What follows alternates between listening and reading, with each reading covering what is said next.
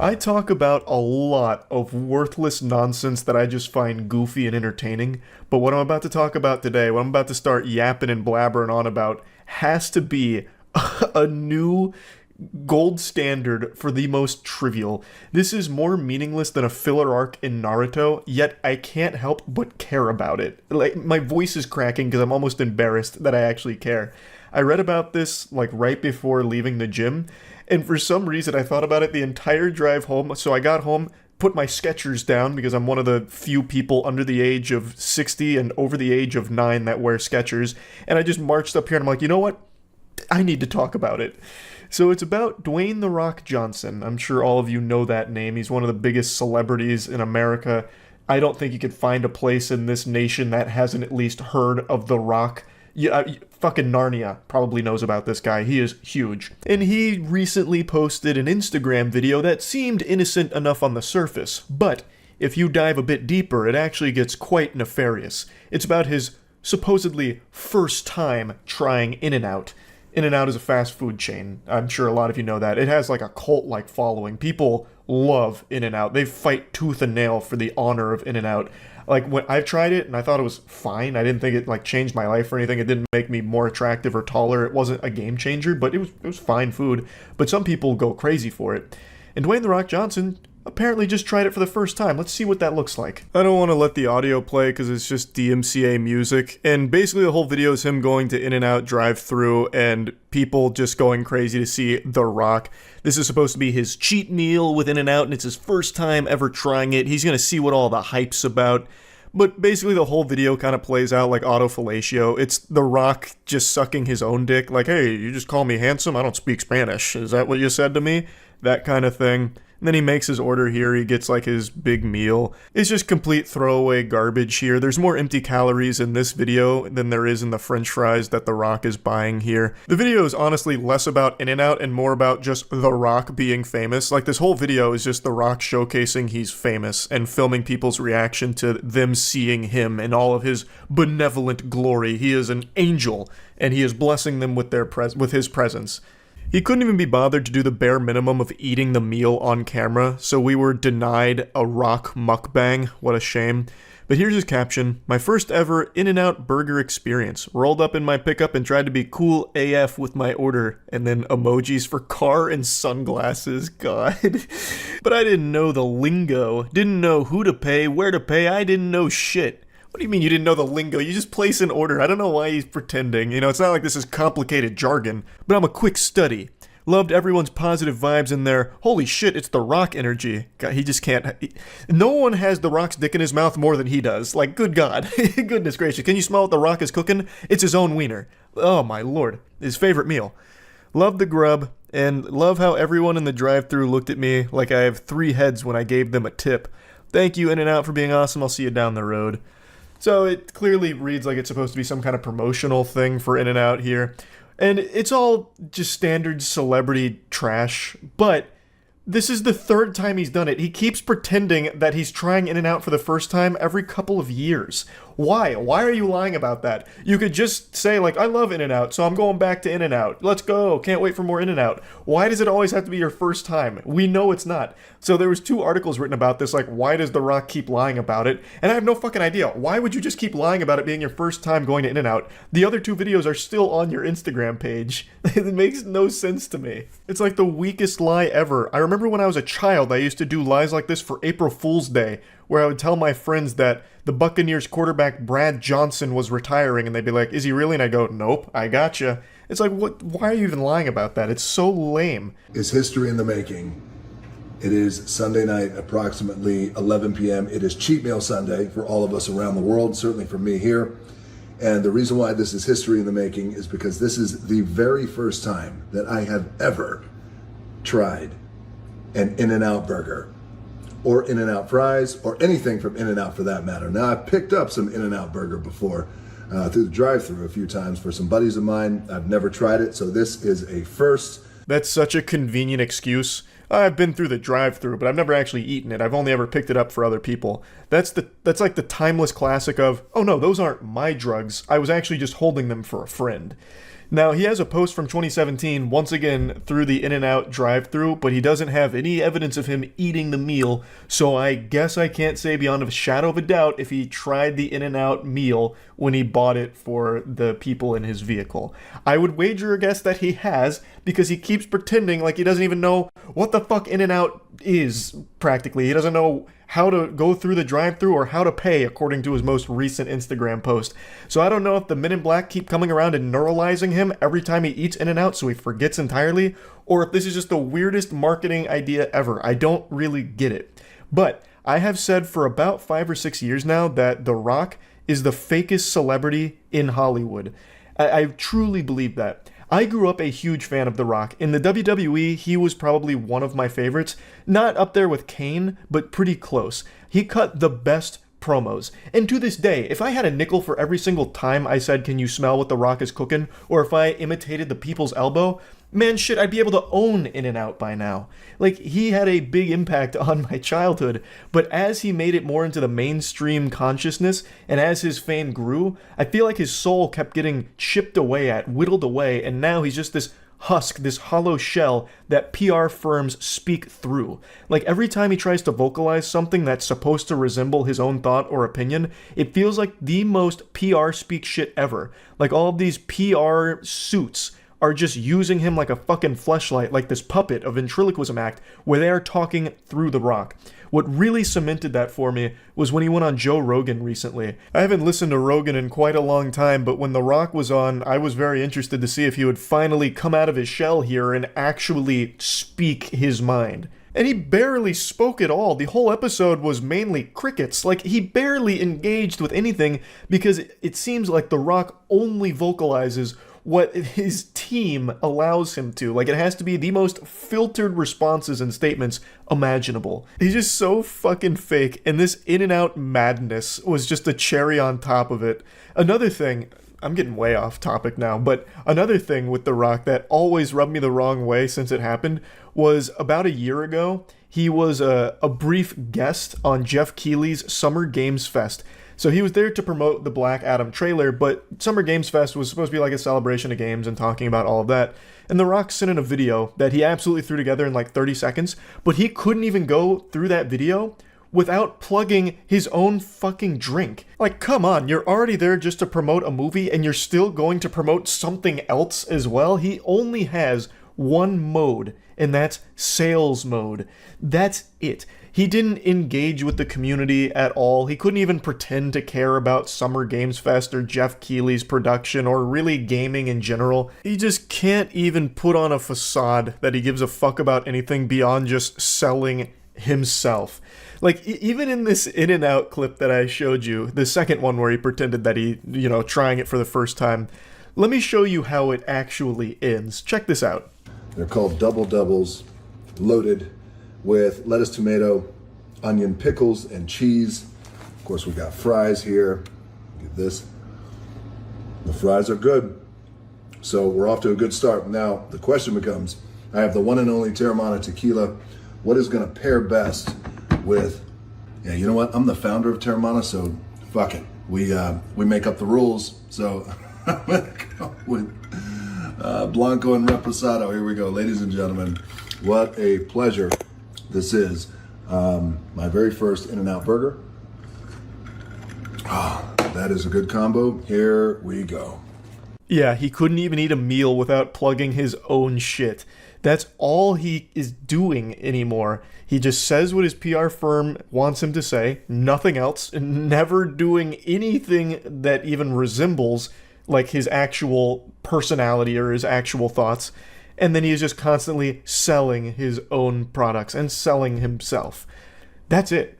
Like, that is so fucking sad. So yeah, just a really weird thing here that he keeps pretending that he's never had In-N-Out. So every year or a couple of years, he'll be like, "Oh, I'm trying In-N-Out for the first time." In fact, I'm pretty sure he even ordered the same exact thing last week as he did in this video from 2022, the one I just showed you. I'm pretty sure he made the exact same order as well. So he's probably a regular at In-N-Out. Like, he has his order down to a science. I just don't get why he keeps pretending for that. But I'm also not surprised because he actually is just super fake across the board. So yeah, just wanted to talk about it a little bit. A super, super meaningless topic that I just got passionate about. That's it. See ya. I'm not ashamed to admit it. I have been glued to everything involving Will Smith over the last couple weeks since his slap at the Oscars. That slap was like a second Big Bang, but instead of creating a universe, it created a window for everyone to look into an absolutely awful, toxic marriage. And not only that, it's like open Pandora's box, but the only thing in that box was cuckoldry and sadness. Will Smith has been catching L's like Pokemon. Every single day is Christmas, but the only gift Santa brings us is more embarrassing stories about Will Smith or his marriage. One that still lives rent-free in my head is the time Will Smith, in an interview, said that he used to vomit after orgasming as a psychosomatic response. What a banger of an interview. So Will, how's your marriage? Yeah, I come and puke. Takes his mic off and walks away. Amazing. There's Will Smith with the puking, coming, and shitting statement. Thank you. Now, this was pre-slap. This was not the post-slap era. We're now living in a post-slap society, PS. So this is one PS. And since that slap, more and more stories have been coming out about how awful his marriage is with his wife. Like whether it's his wife saying she never wanted to marry him in the first place, which again, I don't know why you'd ever fucking say that. That's just such a mean thing to say, and especially make a public statement about it. Or his wife just absolutely steamrolling his ass, just dump trucking him about the slap, saying that she doesn't really support it and wasn't really happy about the slap. Like, she's just absolutely taking Will and cooking his ass. It is sad to see. It is just fucking painful at this point. Now, recently this video came out where Jada Pinkett Smith, his wife, was filming him without his permission. You can just see how defeated and uncomfortable this guy looks. This was from 2019, so this was again pre-slap, BS, before slap era. But it is still just such a sad look at an awful, awful relationship. You know Esther Perel is coming to the table. She's going to be at the red table. Would you say she has been instrumental in you and I redefining our relationship? I would say don't just start filming me without asking me. Oh my goodness. If you could film me. Esther, come help us again, please. This reminds me of that scene from the movie Hitch where Will Smith says, "I saw that going differently in my mind." Like, it's the same energy as this right here, but in reality. So his wife just starts recording him and trying to make him like dance like a puppet to, promote whatever she's trying to talk about. I'm not really sure the full context, to be honest, but it's about how someone helped their marriage, but she's doing it without Will's permission and his consent to film, which is obviously an intrusion. That's not okay. That's just violating his personal space and his privacy. He clearly didn't want to be on camera for this, but she doesn't respect boundaries, as evident from the time when she sat him down on her show to tell him about her entanglement with other men, right to his face, just talking about the cheating and making light of it. And Will is very clearly upset, nearly crying about it, but she just keeps going and pushing it. And you can see that it's not just something she does for her show. It seems like it's something that translates to their actual household. I'm becoming fully parasocial in this Will Smith relationship now. Will Smith is a fucking weirdo. This whole family is weird. There's nothing I'm trying to defend here. I'm just watching as a spectator and trying to wrap my head around this absolutely wacky and wild season of the Will Smith household. I'm still dealing with foolishness. Because she don't just... Would you say that she helped us heal the hurts that we caused between one another? My social media presence is my bread and butter, okay? So you can't just use me for social media and not, don't just start rolling. I'm standing in my house. Don't just start rolling. Please watch us stare at the red table because she's helped us a lot. Can't you tell? God, that seems absolutely fucking miserable, where your wife is also playing the paparazzi, so you're just never safe. You could just at any moment end up on fucking Instagram live stream or whatever this was without you having any prior knowledge of it and just embarrassed. I can't even for 1 second think of a possible reason why she'd even film this and post it. This is just straight up delusional. It seems like it was supposed to be like a promotional piece for her upcoming episode with a guest that supposedly helped their marriage. But that marriage is not looking that healthy. Will Smith looks like he's trying to come up with a plan to fake his own death to get out of this marriage easier.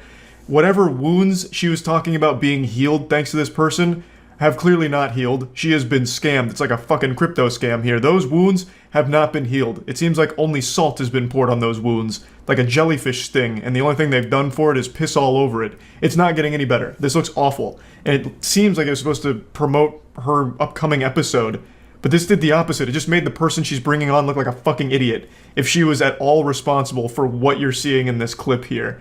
It just blows my mind. I don't really know what Jada Pinkett Smith's show is about. The only clips I've ever seen from it are the ones where she's talking about how much she hates marriage and embarrasses Will on it. So it really sounds like her show is just a weekly roast of her husband. I don't really get it, but damn, every single day a new story comes out that just makes Will look fucking awful. It's just more and more awful stories surface or videos surface that showcase an absolutely brutally dysfunctional marriage and household. So yeah, I've been really keeping up with it. I can't help it at this point. I'm so invested. That slap has just been like a gateway drug, and now I'm fully addicted here. Will Smith has been banned from the Oscars for like 10 years now. I don't really know what's going on with Chris Rock. He's probably still laughing about the whole situation. But I mean, overall, that whole Oscar slap thing has just been the gift that keeps on giving if you care about celebrity drama and gossip. What a wild and wacky ride. And I'm sure even more information about Will Smith or his wife is going to come out tomorrow. Like, at this rate, it's probably going to be a new story every day, because it does not seem to be slowing down. But anyway, I just wanted to talk about it a little bit. That's about it. So yeah. Today I got to thinking about a classic Dr. Phil weirdo that went on to his show. This was back during the era of Dr. Phil being a bit of a kingmaker for social media superstars, most notably Danielle Bregoli, who got her start by going on Dr. Phil with the Cash Me Outside stuff. And for a little while we saw a flood of this. It became quite the hype train to go on Dr. Phil, to act as over the top as possible to try and make a career out of it. Most of the time it felt very phony baloney, where the individual was just putting on a song and a dance to try and get some kind of social media career out of it, and Dr. Phil was just the helpful lightning rod saying insightful things like, "Hey, come on now, that's not good. Have you ever heard of Farmville?" when he's plugging his mobile game ads. But there was one goofball in particular who, back in 2017, kind of took the internet by storm for a moment. His name was the Sexy Vegan. At the time, I assumed this was just a load of horseradish with another person going on his show to try and squeeze some juice out of his teats, get some followers out of the appearance and the performance, and wasn't genuine. But it was entertaining, and today I started thinking about it again, so I went and rewatched the episode and decided to check in to see what the Sexy Vegan is up to all these years later. Well, it turns out I was a naive fool back then, because the Sexy Vegan is realer than the freckle on my left butt cheek. The guy is actually off his gourd. So I'm going to show you clips from the episode here in a moment if you don't remember who he is. It actually is just a wild appearance. But he got arrested in 2019 for sexually assaulting a pit bull. Apparently, he had recorded an act, basically bestiality, with a pit bull and got in trouble for it, obviously, and then announced his presidency in like 2020, and even today, well, I guess a couple months ago to be exact, is still trying to lobby as a presidential candidate and still doing the exact same shit that he went on Dr. Phil for. Like, actually doing all of it, from what I can tell. So let's go ahead and see the episode to get you all caught up to speed with the Sexy Vegan. Susan says in August of 2016, Hans legally changed his name to Sexy Vegan. I didn't even know you could do that. It's a real-life McLovin situation here. I know people have changed their names to really silly, ridiculous things in the past, but I thought there were certain guidelines that you had to play by, and I thought something like this would be prohibited. Like, no, sir, you can't change your name to this. Get out of our office. And then they spit on you on your way out or something. Because I know you can't change your name to a slur or anything like that, right? So I just assumed Sexy Vegan would also fall into the category of being like an obscenity that they wouldn't legally allow you to change your name to. So when this first aired, I thought that was a huge red flag that it was all fake. Like, just all bogus. But from what I can tell, It really is his name. And now he walks the streets wearing nothing but a Speedo, carries a full-length mirror wherever he goes.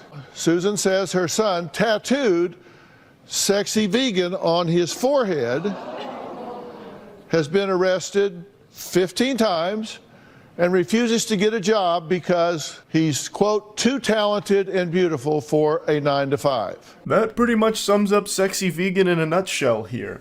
So Dr. Phil lays out the lore for you with the cliff notes. He then brings on people closest to Mr. Sexy, and they kind of go through like the effect that it's had on their family and all of that, and how desperately they want it to not be the case. The audience can't help but laugh at him because he has fundamentally turned himself into a clown. He is disruptive in society and tries to get all eyes on him all the time, and people can't help but giggle at the absurdity of him and what he's doing. He actually does travel with a full-body mirror, like he's some kind of character out of an MMO, and the mirror is like his special weapon that he can't leave the house without. He actually does that, apparently. It wasn't just for show on Dr. Phil, which blows my mind. My name is Sexy Vegan. I got my name legally changed to Sexy Vegan. Hans no longer fits me. When people see the tattoos, they're shocked. I'm a strict vegan. I once was down to 1.3% body fat. The beautiful vegan messiah.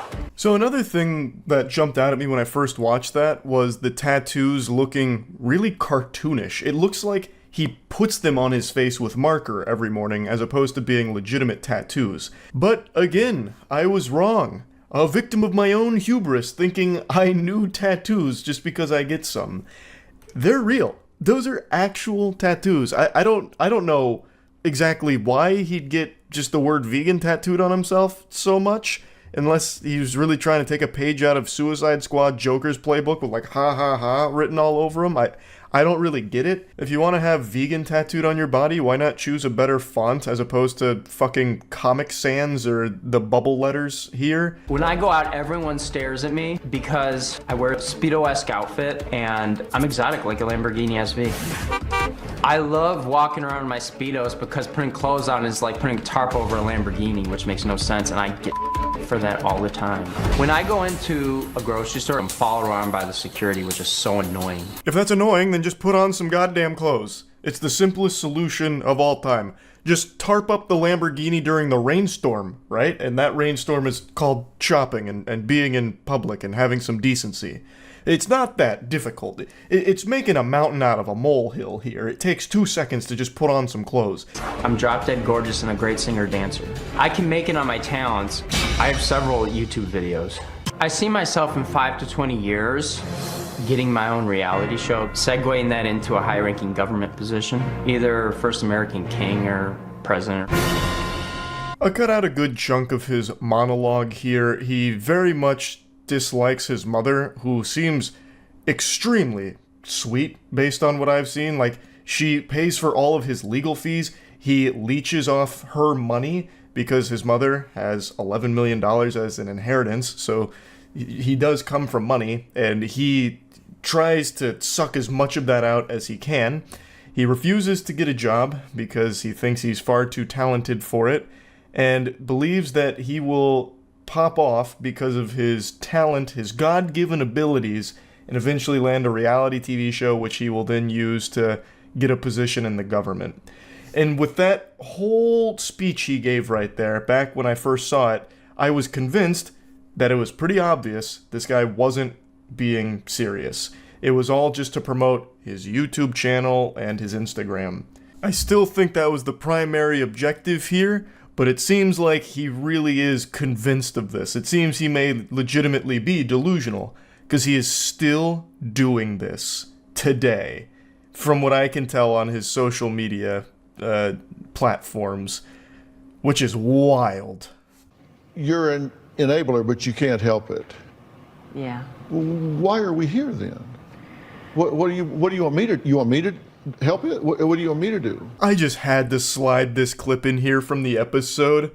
Fucking Dr. Phil hitting her with the, well, what do you want me to do about it? What am I supposed to do about it? What do you want me to do about it? Like, he looked offended. Like, I almost expected him to, like, jump out of his chair and lunge at her. What do you want me to do about it, huh? Like, what do you mean? Like, why are you confused? Obviously, she wants you to help in some capacity. You've convinced an entire generation of Americans that you are extremely effective at solving family disputes and things that like this that she is taking to you and putting on your plate. Obviously, she wants you to do something to help her. Well, why are you acting this way? Maybe he'll come out and talk to us. Maybe he won't. I really don't care one way or the other. This train is moving on. If he jumps on board, he does. If he doesn't, we're moving on. We'll be right back. The way Dr. Phil handles his show is always so fascinating to me. How anyone ever bought into the idea that this guy is somehow the authority on matters like this, or solving problems, really, to be, like, more broad. He treats his show like it's all such a burden to him, like it's all just such a nuisance. Everyone that comes on, he treats like a pest, from what I've seen. So here he's like, maybe he comes out, maybe he doesn't. I don't care. We're gonna get this show on the road. Maybe he hops aboard, maybe he doesn't. What do you want me to do about it? What am I supposed to do about it? Who gives a fuck? Right in front of this family here, like right in front of them, like to their face, like come on, like it's ridiculous. Now, of course, I'm sure the family did receive some kind of compensation for appearing on the show. I don't exactly know how the formula works. Maybe they get paid to just appear, so it probably isn't the biggest deal in the world. Maybe they weren't super upset about it or anything, but it's just so weird to me because so many people, when I was growing up, really thought Dr. Phil was basically like a saint and really insightful and helpful. But every time I've ever watched him, even when I was young, I was just confused on why anyone ever thought that. Like, he doesn't seem like he does anything besides just be bored by the people's stories. My image is very important to me. I look at my collection of mirrors all the time to study myself and my beauty. When I dance in front of the mirror, I can create a really striking image. Skinny with a big butt, I got junk in my trunk, but I'm keeping it. The mirrors go with me wherever I go, because I want to know what I look like. To be honest, that little jingle that he dropped right there, skinny with a big butt, junk in the trunk, but I'm keeping it, I actually think was ahead of its time. That would probably do really well in today's modern landscape of pop music, like with TikTok blowing shit up. He probably would have done really well in 2024 if he dropped that jam. But here's him explaining why he carries around a mirror so he can constantly be reminded of his beauty. People say that I'm narcissistic because I carry around a mirror wherever I go, but I don't care because I'm not, because I have empathy. And I'm currently banned from the Beverly Hills Library for bringing the mirror in, but I'm looking to get that resolved. Well, there you have it. Checkmate. He can't be narcissistic because he has empathy. And he's also been banned from that library. I don't know if it ever got resolved. I couldn't find a follow-up to it, so I guess that's for only Sexy Vegan, the librarian god, to know if that ever got overturned. I am the beautiful vegan messiah. Get you that water, okay? It's a song. I didn't say I was, and she knows it. I was just like my dad, okay? 10 luxury cars. My dad told me I had the same name as him until I legally changed it. My mom did not bail me out of jail when she knew I was innocent. I'm liberating over 70 billion pigs in cages so small they cannot move for years, okay? There's a lot happening right now. Let's just take a breather together and process. Let it digest for a moment. He comes out guns blazing. He comes out with some steam here. You can see the security's like, hey, come on, we'll get you some water. And that water's not coming. That water would do nothing to stop this here. This fire is burning, and it's burning bright.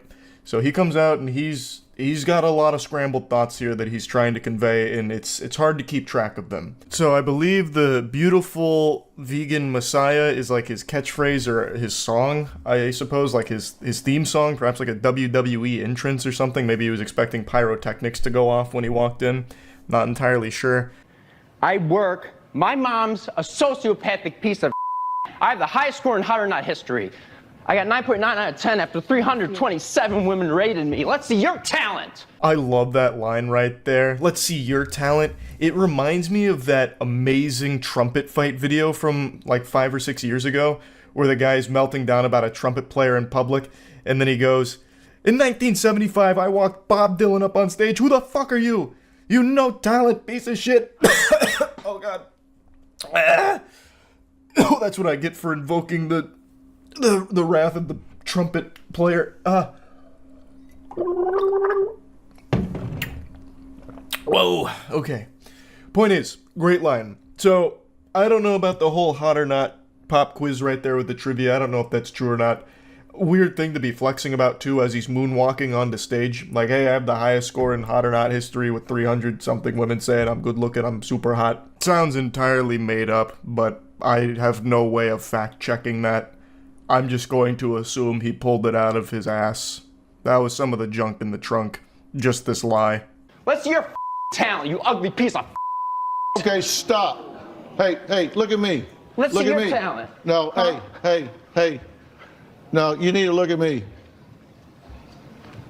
I don't have to do Okay, take him out.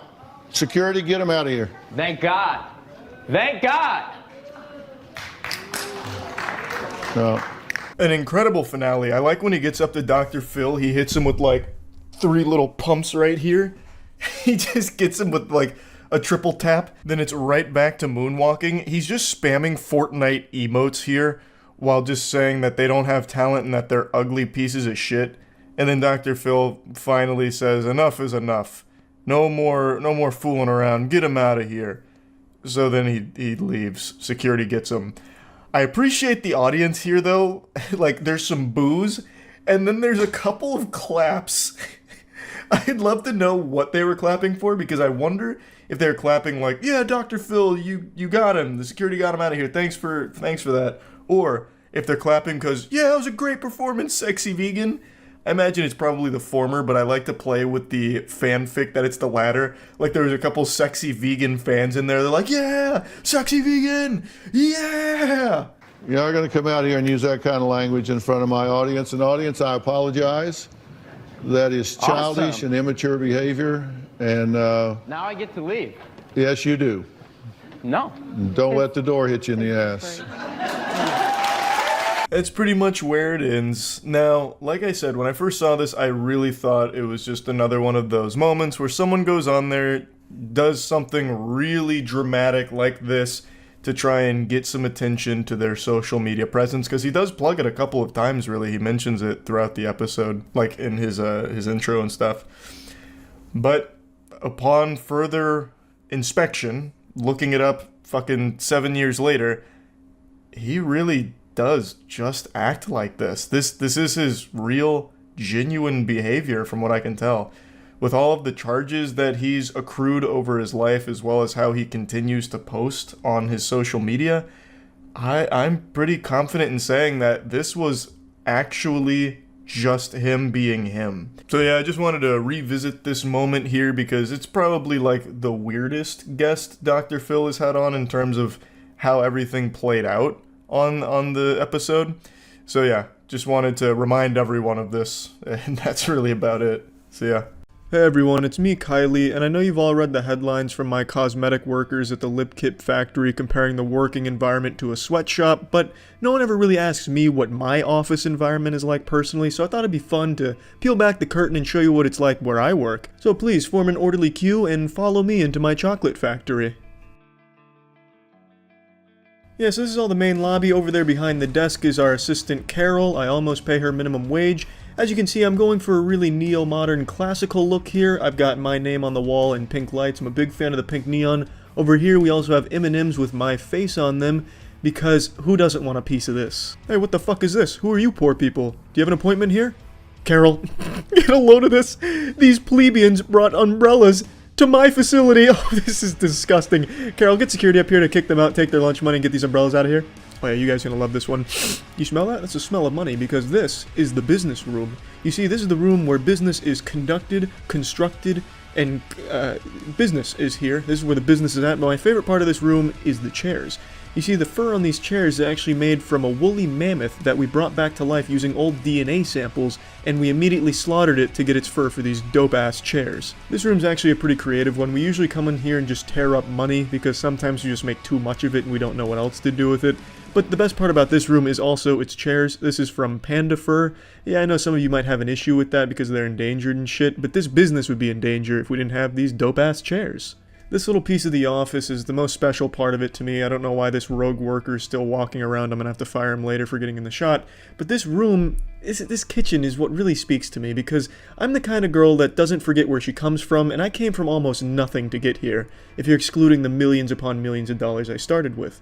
So I really just wanted to pay homage to my humble beginnings of just an old classic kitchen. This isn't an ordinary refrigerator for you poor people. On the top shelf we have unique potions. On the top right is my favorite. It's actually the last piss that John D. Rockefeller took before he died. I like to keep it there because I like the taste of success. I'm gonna have to blur this out unfortunately, but it's Marilyn Monroe's head floating in amniotic fluid. Think Futurama with the talking heads in the jars, but Marilyn Monroe doesn't do much talking in this bottle. I saw you eyeballing this high chair, cameraman. I'll tell you what it is. So we have one high chair always in the office, so you're always welcome to bring in your baby. But only one at any given time. If you bring in more than one baby, the extras will be fed to our corporate vampires. This giant pair of lips is actually a bit symbolic. You see, when you sit down on it, that's me saying, hey, there's no ass in the world I won't kiss to get to the top. This is my trophy collection. It just reminds me of how fucking awesome I am. I have $100 bills wrapped up like little flowers because money really means nothing to me anymore. We literally have a room to burn it because we just make too fucking much of it.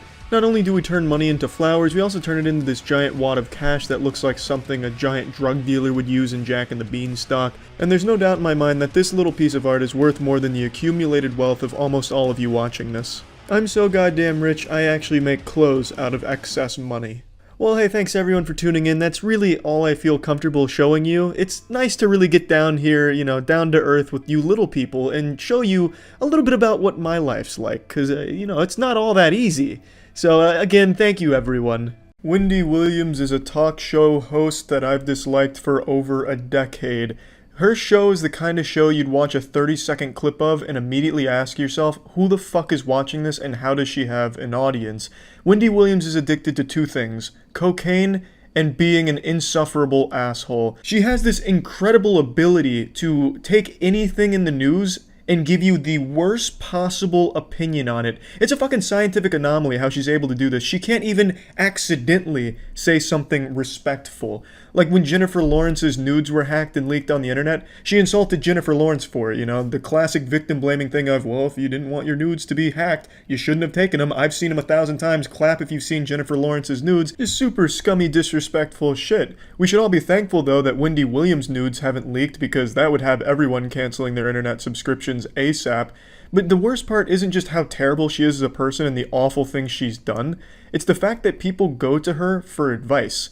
That's like going to Charles Manson for advice. For example, one lady went on her show saying that her husband doesn't want another child, but she wants another child. What should she do? Wendy Williams tells her that she should trick her husband by stopping birth control without telling him. That was her advice. It's fucking crazy what she does and what she says and the kind of negative impact she has on everyone around her. Gus Johnson recently made a video about Wendy Williams where he goes into detail on certain things, and keep in mind this is not even a quarter of the awful shit she's done. I highly recommend you check out Gus Johnson and Pay Money Wubby talk about Wendy Williams and joke about some of this. I'm not going to cover any of those. What I want to talk about and why I'm bringing it up now is because she's pulled a classic Wendy Williams by insulting a woman who was recently killed by a stalker. So I'll give you some background before I play the clip. Amy Harwick, famous Hollywood sex therapist, was recently murdered by a stalker when she was pushed from a balcony and fell to her death. She was also the ex-fiancée of Drew Carey, host of Price is Right, and in Wendy Williams' most recent segment, she makes a joke about her murder, but it can't even really be called a joke because it's more just her insulting Amy's death and Drew Carey. I don't know, it's hard to explain. I'll play the clip. She was killed not by Drew, but by the ex. Come on down.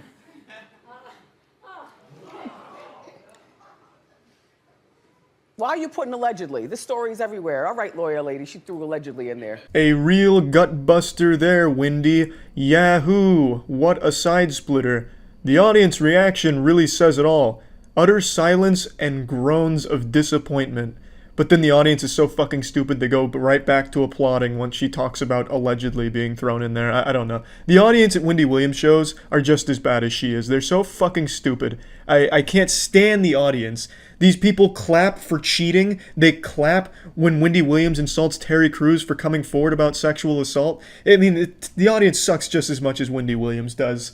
But this one, even they couldn't mindlessly clap for a second, which is incredible. I've never seen that before on this fucking awful television show. I just really don't even get how it could have even been misconstrued as a joke, because there's nothing in there that seems like it was supposed to be comedic. It just seems like it was supposed to be mean and remind Drew Carey that his wife was murdered.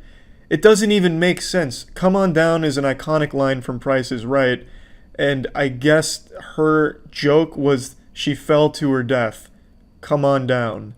Wow, Wendy. That's really something special you've got there. You sick fuck. She looks like she died 10 years ago, but is being kept alive through some forbidden spell. Her eyes seem lifeless. They're fucking blasted wide open every second she's on TV. Her nose looks caved in like a goddamn skeleton. I don't understand how Wendy Williams can even think for a moment she has room to make jokes about anyone's appearance, their personal choices, or anything at all for that matter. She is an awful person, top to bottom, inside and out, and I can't fucking stand Wendy Williams. Wendy has only ever done one thing in her entire career that wasn't incredibly terrible. It was when she blasted a creamy fart into her panties on her television show. Room thing. That cop wasn't playing that. I mean, you're lucky you only got battery. This is the only good thing you've ever done in your entire existence, Wendy, and it was by total accident, which I guess is poetic. You can't even purposely do something almost remotely positive. Your asshole stepped in and did something nice for your shitty career. It's incredible, though. She is actually the first talk show host I'm aware of that has soiled their panties on stage, just caked in a wet mess. So I guess there's history to be made there for you, Wendy. This is your legacy. You're the first talk show host to shit themselves on TV. And that really should be your legacy. That's about all the good you've ever done, and likely ever will do, because you don't have even the most basic amount of empathy or decency. You're a terrible person and a terrible talk show host that is an awful influence on everyone that comes in contact with you. That's about it. See ya. Growing up, I never understood the hype or obsession over celebrity couples, like a power couple where fans just celebrate that they're in love or whatever and they're fainting anytime they see a picture of them holding hands. Just like a growth spurt, I just never got it. Why would you care so much about two strangers' relationship? I always wrote it off as just being part of this super fan culture that I just didn't understand. I know in the modern day it's very rare for people to just casually enjoy something. If you like something, you have to fucking love it. You have to live, breathe, and sleep that thing that you like.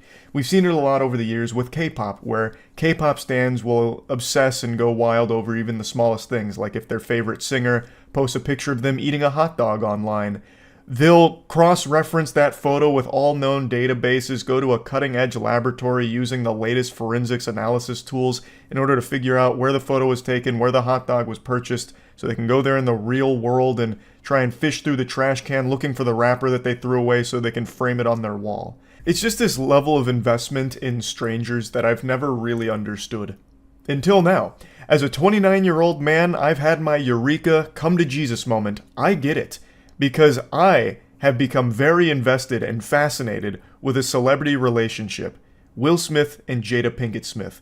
It's this never-ending disaster, this tragic play that keeps getting new acts added to it that I could have never predicted. It all started last year with the infamous slap where Will Smith slapped the devil out of Chris Rock on stage after Chris Rock made a joke about his wife Jada. And that signature anime finishing move with the slap actually pumped the brakes on his entire career. There were a lot of projects that he was involved with that dropped him, or just a lot of other projects that didn't want to touch him after this. So his whole career came to a screeching halt, all from the old 5 fingers to the face moment. And since then, there's been more and more information that's come out about their relationship that just makes it baffling. And it's so weird. Like, even prior to the slap, we had those uncomfortable moments where Jada invited Will Smith onto her show, where she just openly admitted to cheating on him and like having an entanglement with a much younger man, right to Will's face as he looks on in agony and sadness. And it spawned a lot of memes where Will Smith was, done up to look like Pain from Naruto and all of that.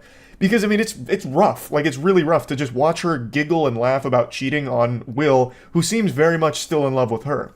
And they always kept up this act that, they're strong together, they're still together, this and that. And now, today, Jada has revealed that her and Will have actually been separated since 2016.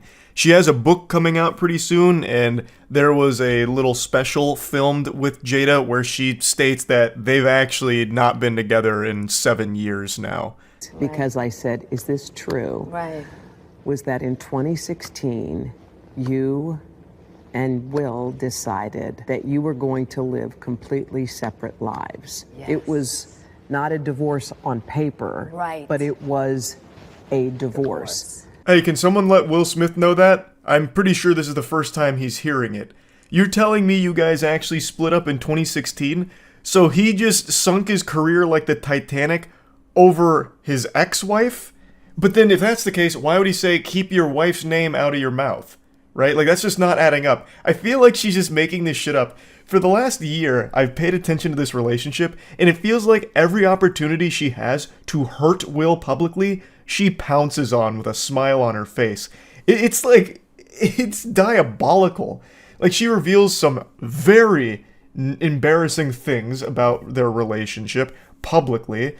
She openly talks about how she preferred her previous relationship to Will, though she doesn't use that language. It makes it very clear with some of the things she's posted that she was happier before Will. At least that's the impression myself and many others get with a lot of the things that she posts about. It's just brutal. It's like being married to your biggest Twitter hater. Like someone who's just leaving the most deep-cut comments that actually hurt you on Twitter.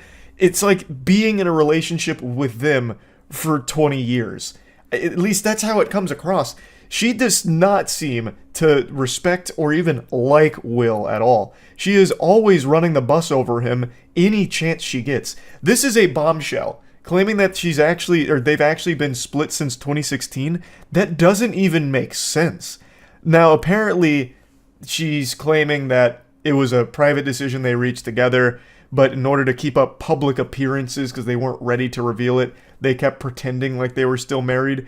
But that just doesn't track. That doesn't make sense, because if that was the case, why would Will publicly slap the fuck out of Chris Rock and ruin his career over this if he didn't think you guys were still married? That wouldn't make sense.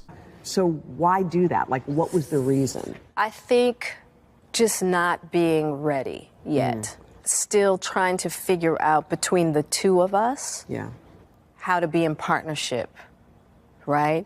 And in regards to how do we present that to people, And we hadn't figured that out. It's not quantum science we're talking about here. You just say that you're not together anymore. You would have saved both yourself and Will so much shame during the entire entanglement scandal if you had just said, hey, we actually separated 7 years ago. There is nothing to gain by keeping up a facade that you are still married and, in love together when you're not, especially when you're fucking other dudes, right? Why would you not just say, hey, we're not together anymore, really? Like, it's just like the easiest thing in the world. You'd have to try so much harder to not say that and just bear all of the spitballs that were being shot at you for cheating. If you weren't actually cheating, then it should have been so much easier to just be like, hey, whoa, guys, look, we wanted to keep things private, but, now things have hit the public sector, thanks to me talking about this on my talk show, and it's probably about time that we state we haven't been together for 7 years. And it would have been so much smoother for both Will and Jada. But again, I just don't believe this. I really don't. And this sounds super parasocial, but Will looks like he's perpetually going through life heartbroken, like in a trance, like this rain cloud over his head, while he stays with Jada, and she comes up with creative new ways of embarrassing him. Just nefarious plot to constantly publicly humiliate the guy. He just stopped his career for a whole year by slapping the man that he believed disrespected his wife. You're telling me that he did that knowing that you two weren't actually together? I don't believe that. An act which, by the way, she didn't appreciate. Like, even when it happened, she seemed to, like, publicly condemn it. And now she's talking about it again, saying that she initially thought it was a skit. I was like, there's no way that Will hit him. It wasn't until Will started to walk back to his chair that I even realized it wasn't a skit. And then she said, as soon as they were alone, she asked Will, "Are you okay?" I'm not this man's psychiatrist, but I'll just tell ya, he's not looking okay here. This really feels like a plot twist that Jada pulled out of her ass and isn't some mutually agreed upon thing. Like, I understand there's been rumors over the years that Will had some kind of affair with Margot Robbie at some point, though I don't think any of those claims have been substantiated. I think those were only ever just rumors. But Jada herself confirms an affair with somebody else. I just feel like Will and Jada aren't on the same page with that separation. But hey, then again, who knows? Celebrity couples are fucking weirdos. And this is by far the weirdest couple. And it's not even close. Like, I really wouldn't be surprised if Jada truly did just make this up because it's a really big headline and attention grabber, so it'd be great for marketing for her upcoming book. The book's not fully out yet, so we don't know all of the, details behind everything or what all it's going to dive into. But just making a claim like this, a statement that they've actually been separated for 7 years as some kind of, like, big plot twist is huge for marketing for her book. So I really feel like there's a chance she did just make that up for that reason, and Will is as surprised as everyone else reading it right now. So, I could be wrong though. Maybe they are truly, a great team. They agree that they've been separated for 7 years, and Will still just sank his career for a relationship he's not even in anymore. Who knows? I just wanted to talk about this because I just find them to be a very interesting couple that I have become invested in learning about over the last year. That's really about it. See ya. Star Wars used to be one of the most beloved franchises in all of entertainment, but that all changed when the twisted mind of George Lucas was left unsupervised and unchecked by a medical professional, and he was able to army crawl himself away from Arkham Asylum and onto a chair in front of a pen and paper and write the prequels. Now let me just get this on the table right now. I know episodes 1 through 3 of Star Wars are objectively awful movies from pretty much any perspective you can spin on them, but tell that to my penis that still gets hard with a nostalgia boner every time I rewatch one or see one on TV. There's something special about the charm of those movies, and it's probably just how old I was when I saw them that it still holds a special place in my heart, but they are shitty movies, and that is where Star Wars goodwill kind of died. And you know the story from there. Disney digs up the grave of Star Wars and Mickey Mouse forces it to dance like a twisted puppeteer. They got off to a good start with Force Awakens. I thought that was pretty solid, but everything from there has just been an absolute asshole fire. Just pure, putrid, awful abominations from Disney Star Wars movies. But Star Wars has been dead long before Disney started fucking it, so what Disney's doing to Star Wars is just necrophilia. What I want to focus on today, though, is the story about Jake Lloyd, the child actor who portrayed Anakin Skywalker in Episode 1, The Phantom Menace. This is a very interesting story about how George Lucas not only ruined a beloved franchise, but ruined a 10-year-old's entire life. Jake Lloyd was dealt a bad hand as a result of that movie. A little background on Mr. Lloyd. His parents were in the entertainment industry, so they knew their way around the field, and he wanted to get into it, so he landed some small roles in television shows and a few movies. Had a big breakthrough with Jingle All the Way with Arnold, which is a Christmas classic, and then his big breakthrough should have been Anakin Skywalker in Phantom Menace. That kind of role with that kind of power with Star Wars coming back with the prequel was absolutely fucking massive and should have catapulted his career, but all it did was catapult him into depression.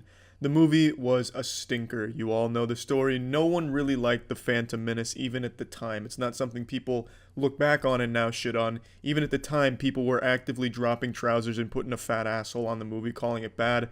And most of the blame was shouldered by Jake Lloyd's character, thus Jake Lloyd himself. So as a 10-year-old kid, that's how old he was when he played Anakin Skywalker, he had neckbeard greaseballs attacking him on all fronts of the internet, because they blamed him for ruining Star Wars, instead of the blame falling on the rightful shoulders, which should have been George Lucas or Jar Jar Binks, who Jar Jar did catch a lot of shit, obviously.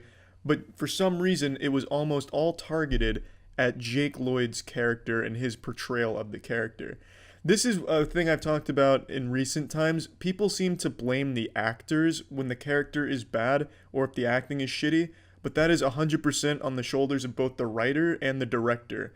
The writers write these characters, so if they're a shitty written character, that's not the actor's fault. They're working with the 9th graders' homework that they were given for their script.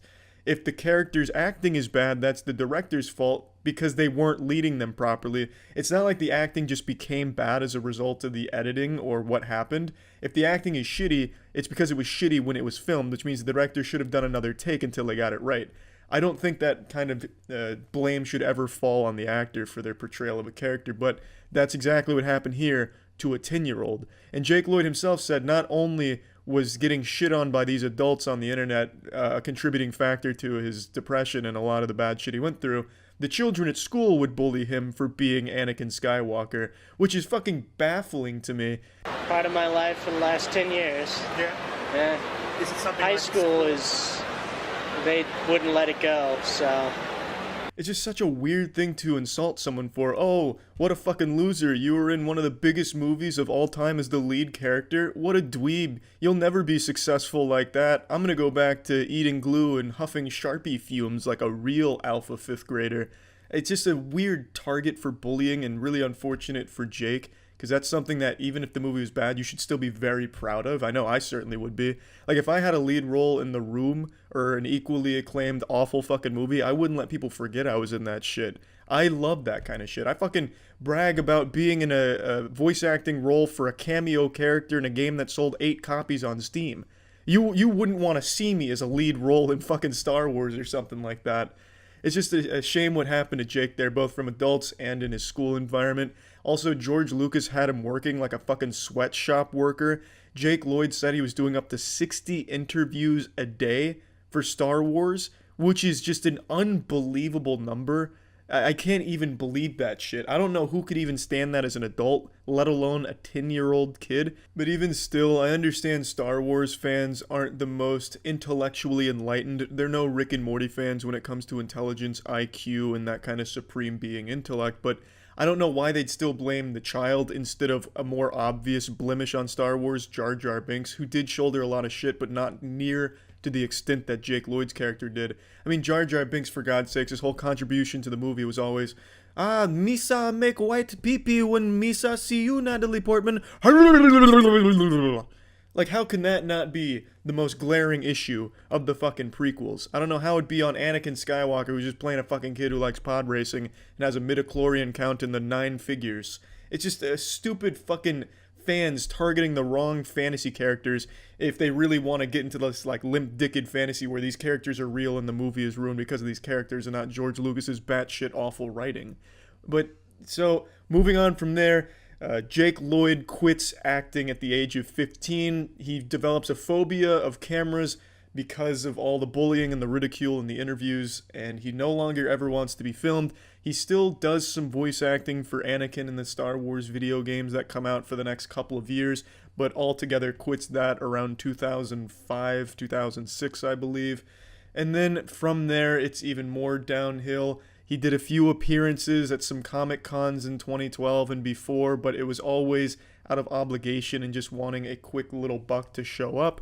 Nothing wrong with that, but he'd always get questions about being Anakin Skywalker, which he very clearly hated. The interviews are really hard to watch. He's very uncomfortable, always dismissive, seems confrontational, as if bringing up Anakin Skywalker is like the Winter Soldier's trigger word, and he just goes into this zone where he hates being associated with that, and that's the saddest thing. I really can't help but feel super bad for Jake. He stops going to Comic Cons and conventions and public appearances in around 2013, and then in 2015 he hits rock bottom where he gets into a physical confrontation with his mother and then engages in a high-speed GTA police pursuit across a few counties with the police.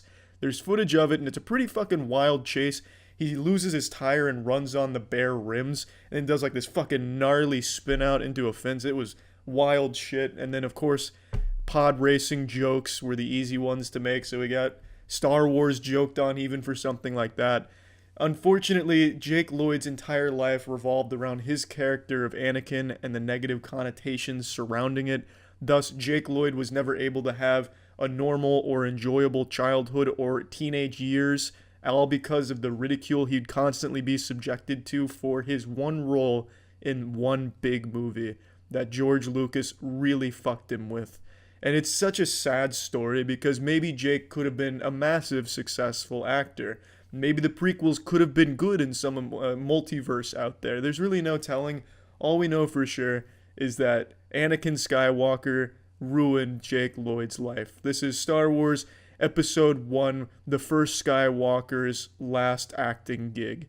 I think everyone's going to think it's a great film because it is an amazing film. You saw it last night. It was amazing. And it's really a nice, it's very a nice film. Now, I should mention, after the fact with the high-speed chase and Jake Lloyd's arrest, it's important to talk about why it happened. According to Jake Lloyd's mother, the confrontation was the result of Jake Lloyd blaming her for his life being ruined because she got him the role in Star Wars Episode 1, and he never forgave her for it. Thus, they got into a fight where he pushed and kicked her, and then ran away, got arrested. Jake's mother also reveals that at 19, Jake was diagnosed with schizophrenia. That probably sounds about par for the course for anyone that works with George Lucas and is subjected to 60 fucking interviews a day as a result of working with George Lucas, the goddamn madman. So overall, just a horrible story about a successful breakthrough role leading to the demise of someone's mental health, and just genuinely like their whole life seems to have been ruined as a result of having a big role in that movie. And that's about it. Just wanted to tell the story of how Star Wars has not only been ruined as a franchise, but also ruined some lives along the way as well. That's it. So yeah. Did any of you see Will Smith and Jada's this has become my Kardashians. Did any of you see Will Smith and Jada do their most recent press tours, the wrong word, their most recent speech by chance? Did any of you see that? I'm sure it's not just me that's been highly addicted to Jada doing the best she can to publicly humiliate her husband every chance she gets. So she's made all the statements about, like, you know, Tupac was her real soulmate, Will's this and that, Will's pathetic, he's weak, he makes me sick, I miss Tupac. Also, when Will slapped Chris Rock, I didn't like it and I don't like him, this and that. Well, Will has now spoken up about it. And basically what he did is just be like, yeah, I still love her, and love overcomes everything. Let me pull it up. And also, there was a great meme, because for like 24 hours, every couple of hours, there'd be a new crazy statement from Jada about Will, and then eventually someone made a meme that I actually believed at first, where it was, Jada Pinkett Smith reveals she's never met Will Smith. Because this was during her, like, third eye opening stage where she just kept dropping bombshells about how they're not actually married. They haven't been married. She wasn't cheating. The entanglement was fine, all that. Our relationship has been one big sloppy social experiment, and then everyone laughs, of course. And then he just talks about how much he loves Jada, and that their love is so strong and challenges the rest of the world to basically love someone no matter what and be with them no matter what. My heart was breaking just listening to it, because no matter how much you love someone, that doesn't mean you have to be with them if it's not healthy, which this definitely isn't. Like, it really seems like she resents Will. Like, it really fucking does. I think next step is going to be like full-blown cuckoldry while Will watches, and is going to once again have to be on Jada's podcast and hear about it and put it on blast for the world to, you know, point and laugh at as a spectator sport. It just doesn't end. And they're also talking about maybe writing a book together, which I think is a horrible idea. I mean, Will's a weird guy too, of course. Like, he's done some weird shit, I know. But not like Jada, and not publicly rubbing it in her face all the time. Do you remember when Will Smith said he had so much sex he puked when he came? Yeah. Which I don't believe. That's just like some kind of lie a frat douchebag would make up at some point. Man, I fucked so much pussy I can't stop puking. So I don't really believe him on that, especially since he's been married to Jada for like 20 years. Longer than that, probably. I don't remember when they got married. It wasn't hyperbole. He said, I'll just pull up the quote. He literally said that he had so much sex that he would vomit from it. I had sex with so many women, and it was so constitutionally disagreeable to the core of my being that I developed a psychosomatic reaction to having an orgasm. It would literally make me gag and even vomit. Here. I thought they had an open relationship. That's just a theory, a game theory right now. I think it's just a rumor. Jada seems to indicate that they haven't been together for like 7 years now, but it seems like Will still thinks they are, because even Jada, what was her quote? I think she said, "I was surprised when Will called me his wife." I think that's what she said. So Will very much still doesn't, like, I think he's finding out the same way we are that they're not together. Like, that's definitely not something I think they're on the same page about. Jada Pinkett Smith said she was shocked that Will Smith called her his wife after slapping Chris Rock. Oh my god, that's gotta be awful. He is married to his biggest Twitter troll. Our union is a sloppy public experiment. Right you are, Will. An unconditional love. It is an unconditional love. Yes, yes. You find yourself a wife that hates you half as much as Jada hates you. Can you and you'll be a happy man. Somebody forever, no matter what. The answer should be no. Well, you can love someone forever no matter what, absolutely. But that doesn't mean you should be with them forever no matter what. If your wife is actively fucking other dudes and humiliating you every chance you get when you don't want her doing that, you probably are better off not being there. You can still love that person, sure. That's natural. But that is still just not good for you, my man. It is just not good for you. But yeah, I won't play the whole thing for you, but basically his whole speech is about how unconditional love should trump all of the other hoopla. So everything that Jada's been talking about, yes, it was a little off-putting to him because he was on vacation, so when he came back, all of the news started hitting him all at once. But at the end of the day, he loves her, and he's happy. But hey, if he is happy, all power to him. That is some weird shit. I don't know why I'm so invested in their relationship. It is just the most baffling thing I've ever seen put on public display, like, on their own accord. Like, she, and him, are both just yapping about it every chance they get. This is information you couldn't torture out of me in Guantanamo Bay. If I had this kind of situation developing, you couldn't get it out of me. Wonder Woman's lasso of truth couldn't get this information out of me. And here she is writing a book about it. He's giving a speech about it. Like, it blows my mind. Drama equals publicity. Yeah, that's what I've tossed that little tomato around, like, in my head about, like, maybe this really is just all for publicity. But it's like the worst publicity ever for Will. He's already been outcasted from Hollywood for the slap, and now he's getting outcasted from the good graces of society for the way his wife treats him and the way that he seemingly doesn't like it, but still lets it go and stays in the relationship that he doesn't seem happy in. This is so fucking parasocial. I'm so fucking parasocial with this. Like, it doesn't seem like publicity you'd want as Will. Or even Jada. Because Jada's become like one of the most hated women on the planet from all of this. You're so invested. I know, it's pathetic. It is so pathetic. I can't help myself. It's so weird. And I'm drawn to weird goofiness like mosquitoes to pile of shit in the rain. It's just, I don't know. It's something I can't look away from here. It's all a skit, bro. It's all a skit. My man, she literally fucked she fucked their son's friend and then told Will about it to his face where he nearly broke into tears on her podcast. This is the worst skit ever.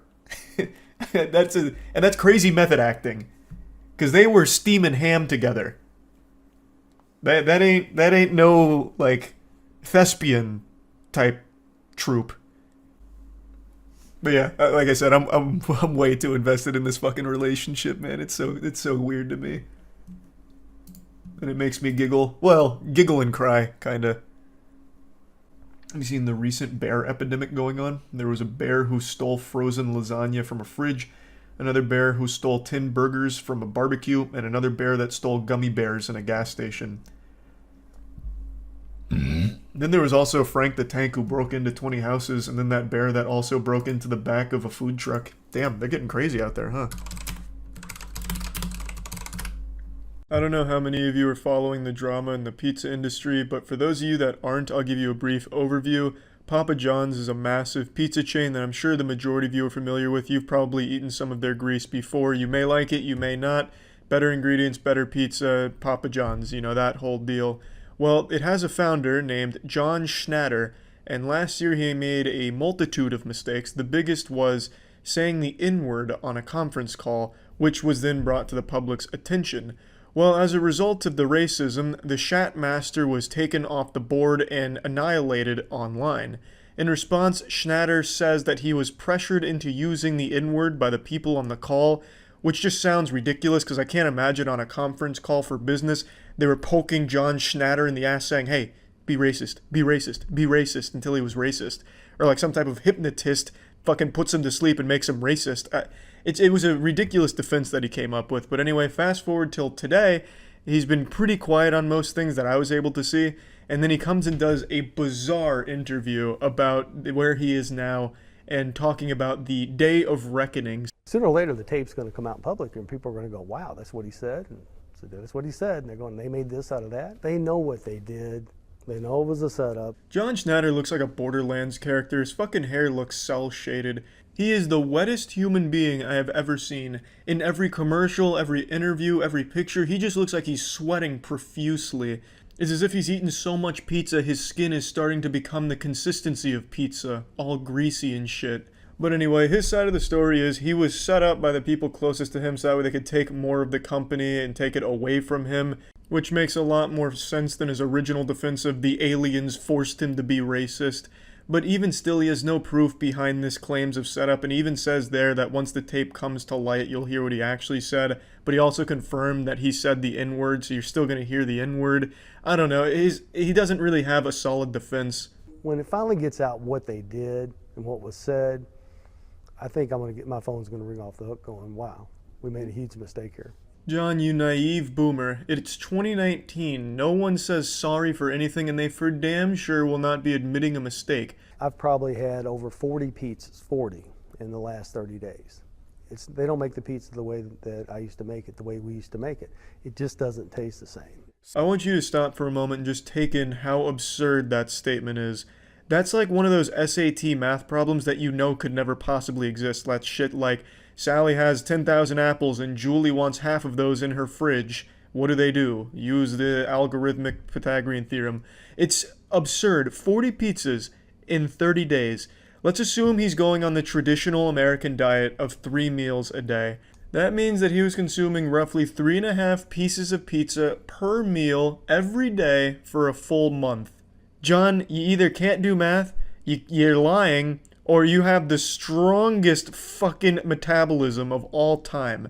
Because this man's heart should have just stopped halfway through this diet.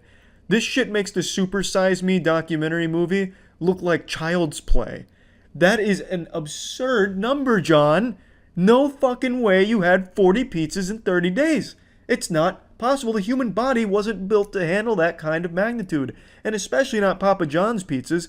And if the recipe truly does taste different, it's probably because John isn't there. The secret ingredient is probably the moisture from his fucking hair just dripping into the fucking cauldron that they make the pizza in.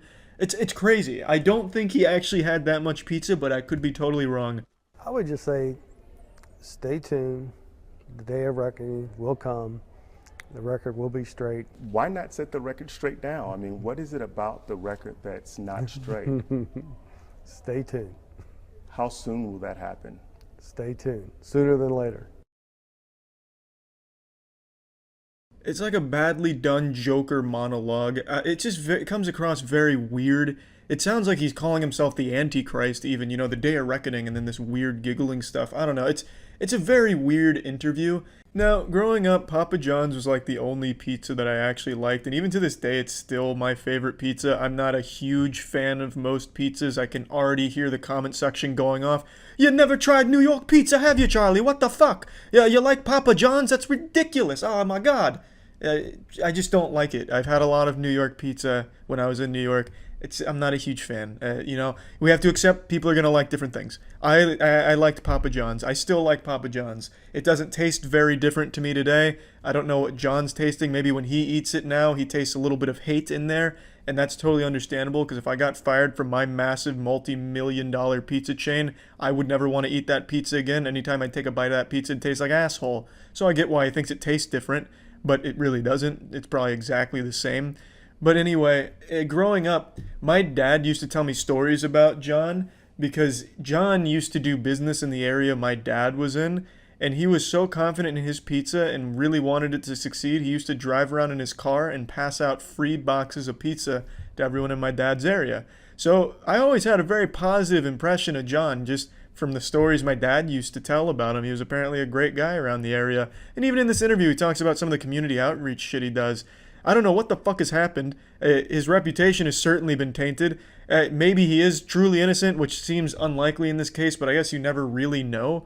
But man, he's made some big old fuck-ups, and that's for goddamn sure. But anyway, I just wanted to talk about this bizarre interview that he came out of nowhere to do.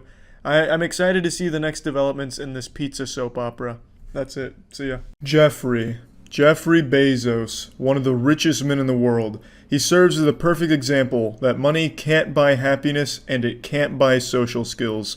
This dude is a walking cringe compilation. Now, he hasn't always been this way. I remember a couple years ago there was a blackmail attempt where someone had pictures of his bulge. I don't think it was full-blown nudes, like they didn't have his full cock and balls wiener exposed or anything, or like butthole pics or anything like that. I believe it was just his bulge, and they were threatening to release it. And he's like, yeah, go ahead and do it, pussy. I don't care. He had this like fucking turbo Chad stance. He's like, yeah, go ahead and show the world my massive penis. Oh no. And I was giving him like a round of applause. I was like, damn, what a way of handling that. But now, ever since he went to space, he came back like a super cringe master. Now, of course, most of you are going to remember like a month ago, he had this beautiful speech the first time he went to space, where he thanked all of the Amazon workers and customers for paying for his space trip. I want to thank every Amazon employee and every Amazon customer, because you guys paid for all of this. So seriously, for every Amazon customer out there and every Amazon employee, thank you from the bottom of my heart. I don't know about you, but as a man who's used Amazon before, I had tears in my eyes, finally getting a little appreciation for my hard work here and my shopping habits. I was listening to this, pumping my fist like, yes, Jeffy B, glad I could help. You know, I think this is up there with one of the best speeches of all time. In the same conversation as something like JFK's "We Choose to Go to the Moon" speech. This was just so powerful, and it's incredible that Jeffrey Bezos, in all of his wealth, still finds a way to be so down to earth. But not literally, because no doubt when he was in space, he probably shit in the toilet and just sent it back down to our planet, our forsaken little space rock. Just as a reminder of our place in Jeffy B's grand scheme here, he can literally shit on us whenever he wants to. Now, Mr. Bezos has always been known as a man of class, so I really appreciated him giving thanks to the Amazon workers that made this space travel possible, and I'm sure they appreciated the gesture. As they were pissing in their bottles at the warehouse, I'm sure they had a faint smile on their face as they were celebrating their CEO's success. Now, this is not the most recent thing he did, but I just thought it was worth mentioning because Jeffrey Bezos has become the fucking spicy cringe deity supreme. It's actually incredible how often he's able to embarrass himself like this. What happened yesterday, though, is the new gold standard for billionaire embarrassing moments. So he sent William Shatner to space, Captain Kirk, and when William Shatner returned, he had like a life-altering experience. He was extremely moved. Jeffrey didn't give a fuck. Not only is it different than what you thought, it happened so quickly. You know what the impression I had that I never expected I love how desperate Jeff Bezos looks to just get the fuck out of the conversation. He looks like me back in high school trying my best to pay attention in class, but not doing a great job of even faking it. He is so bored out of his mind, he just wants to go butt chug some champagne with the boys and girls over there at the frat party. Is you're shooting up. Oh my God. Give me a champagne bottle. Come here. I want one. I want to hear this. Here. You want a little of this? Okay.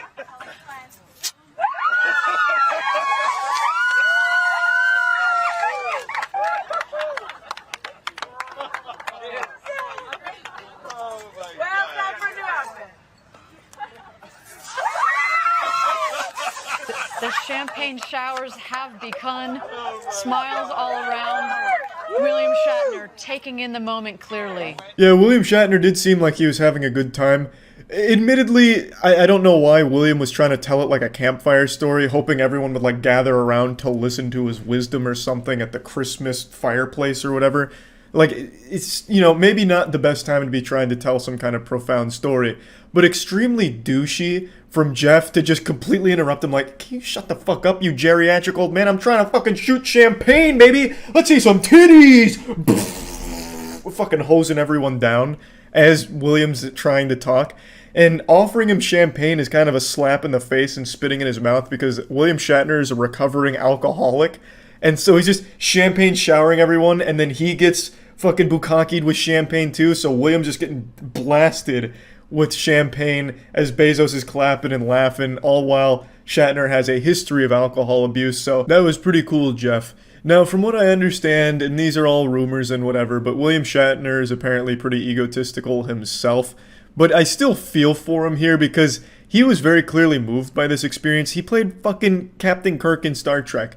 Him going to space is probably something he's dreamed about his entire life. Then he finally gets to go to space with a smile on his face and cum in his pants, and Jeff just can't give him a moment to just kind of like unwind before trying to waterboard him with champagne. Now, in all fairness, I think it's important that I mention right after this clip, Jeff does allow William Shatner to speak. He gives him like 10 minutes to just talk about his experience, and I was expecting him to interrupt it again with like a keg stand this time around, maybe even snorting coke off of a stripper's butthole or something, just telling William to, you know, shut up while he does a line, but he doesn't. He lets William continue and talk for like 8 to 10 minutes, so that was nice. But it doesn't make this first exchange here any less awkward and cringy, and I just wanted to share it just because I was kind of giggling about it. Felt bad for William Shatner, but god damn it, what an incredible little disaster on camera here.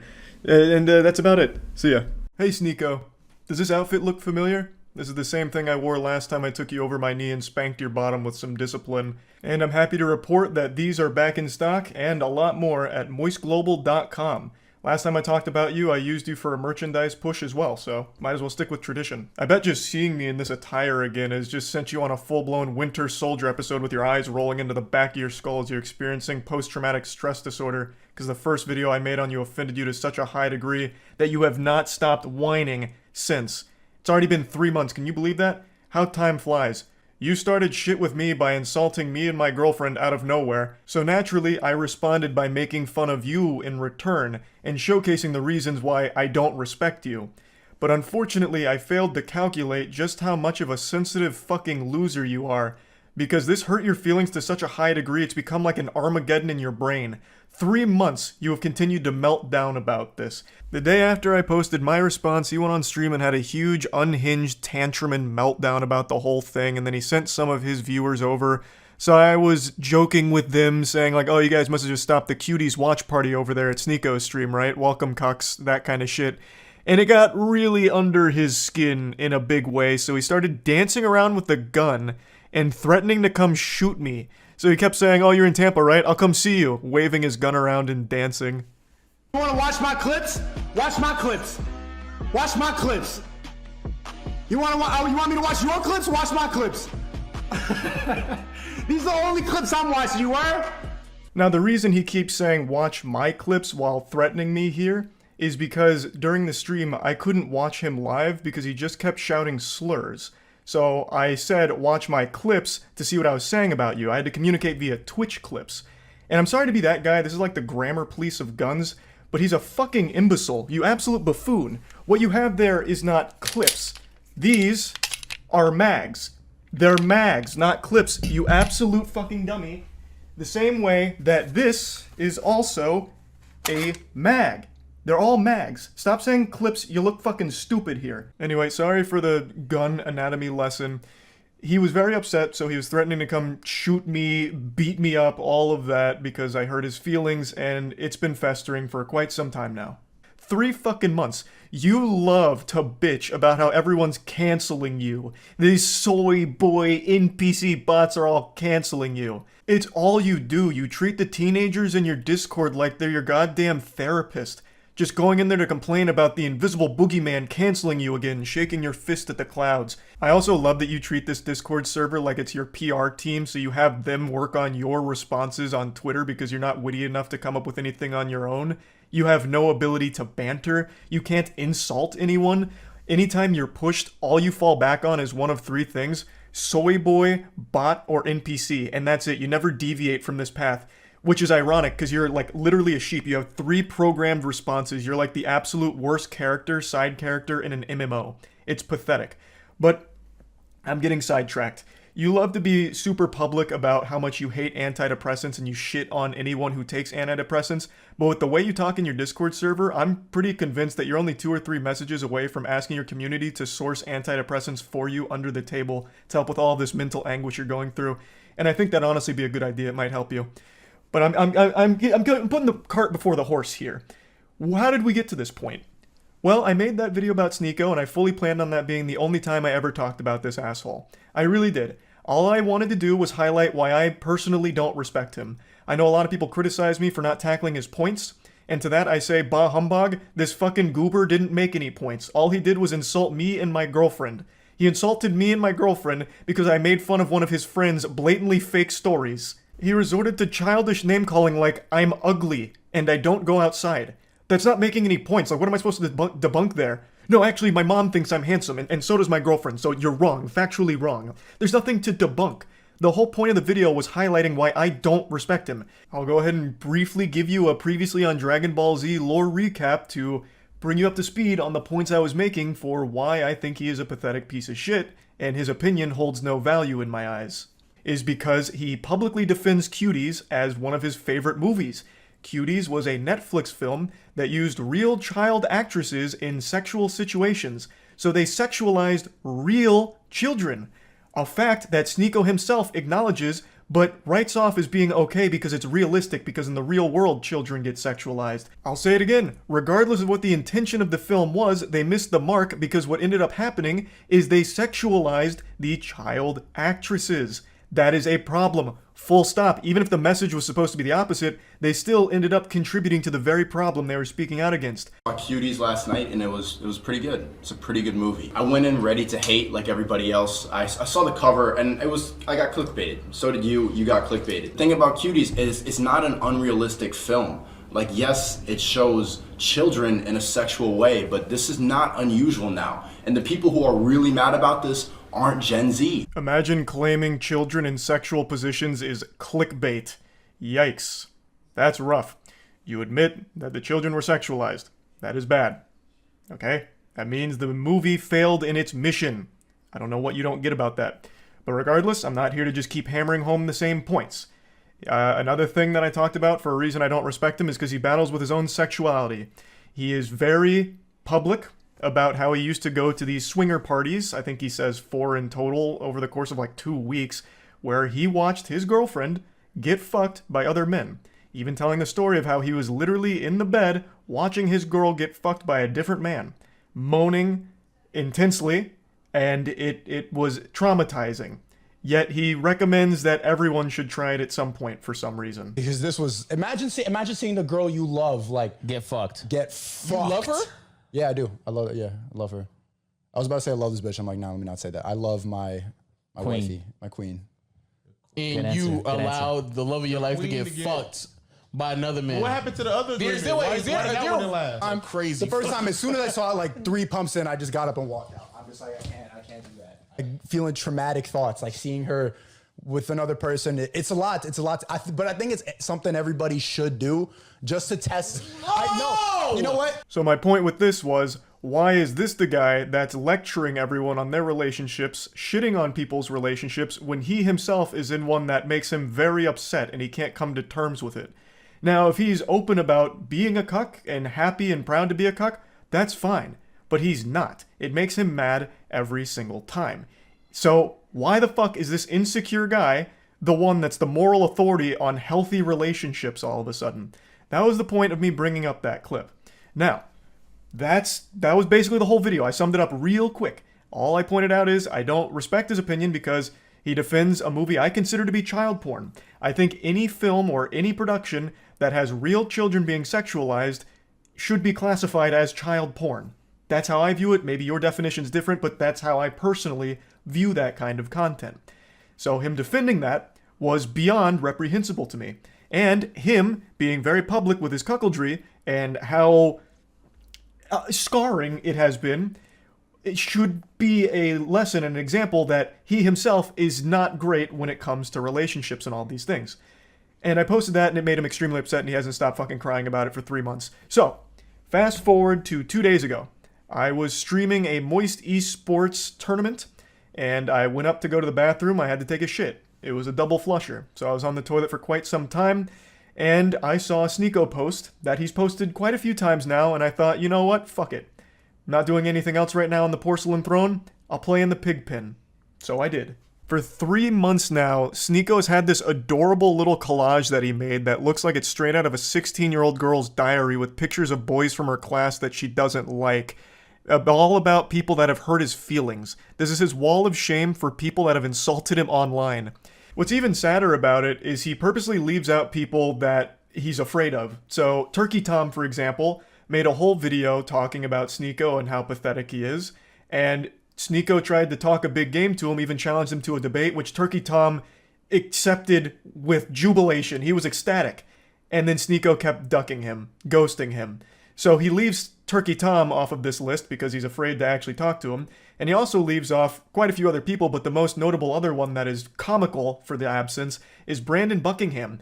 Brandon Buckingham is an internet content creator that Sneeko lied about for a long time, and they had a lot of beef, and Brandon Buckingham actually challenged him to a fight. And Sneeko is very fearful of him. We'll get into that more in depth in a moment, but I just need to set the stage a little bit here with this collage. So after seeing this for the 100th time in the last 3 months, I finally just said, holy shit, you pathetic, sensitive, soy little worm. I made fun of you for watching your girlfriend get fucked by numerous other men and also insulted you for defending child porn. That's not cancellation. That's just spitting on you for being a pitiful, sad cuck. And this puppy really blew up on Twitter in a big way. Now, I will say it again. What I did, and what I am doing right now, is not canceling you, Sneeko. I am insulting you. I am making fun of you. Something that you were supposed to be a huge proponent of, right? Wasn't like one of your big things like bullying needs to be brought back. So now that I'm making fun of you, what, all of a sudden now it's off limits, now it's canceling? You have become the SJWs that you criticize so much. I don't know how you don't realize that. We continue. He says, you know in your soul you would never say that to my face. To which I respond, you literally have a collage of people that hurt your feelings on the internet. You haven't stopped whining about me for months now, you goofy NPC. Even if you beat my ass in a fight, it doesn't change the truth. You're still a cuck who also defends child porn. I think this is important to talk about, and I just talked about it recently.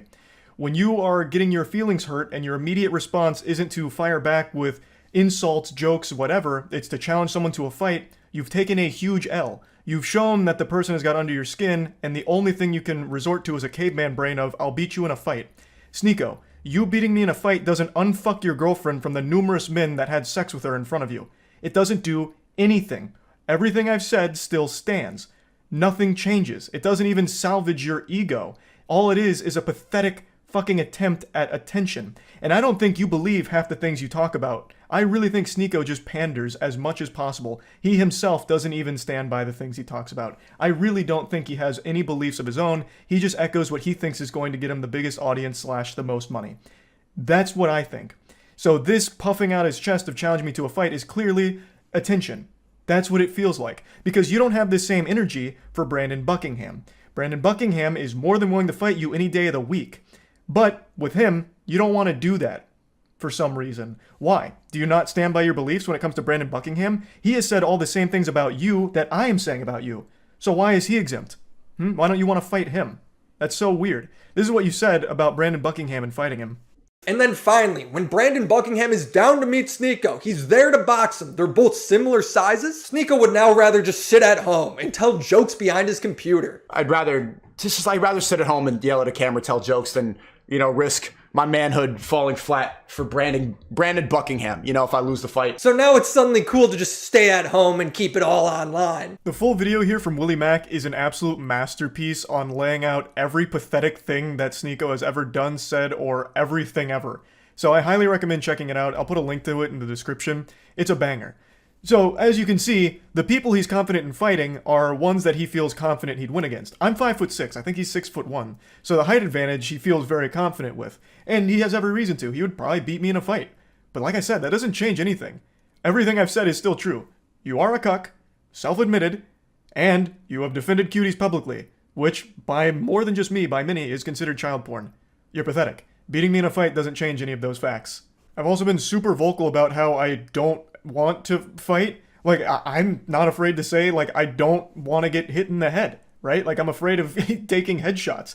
It's probably a super normal fear to have, so I'm averse to going into a boxing match, especially one that's just a clout-driven spectacle like this. That'd be completely fucking worthless.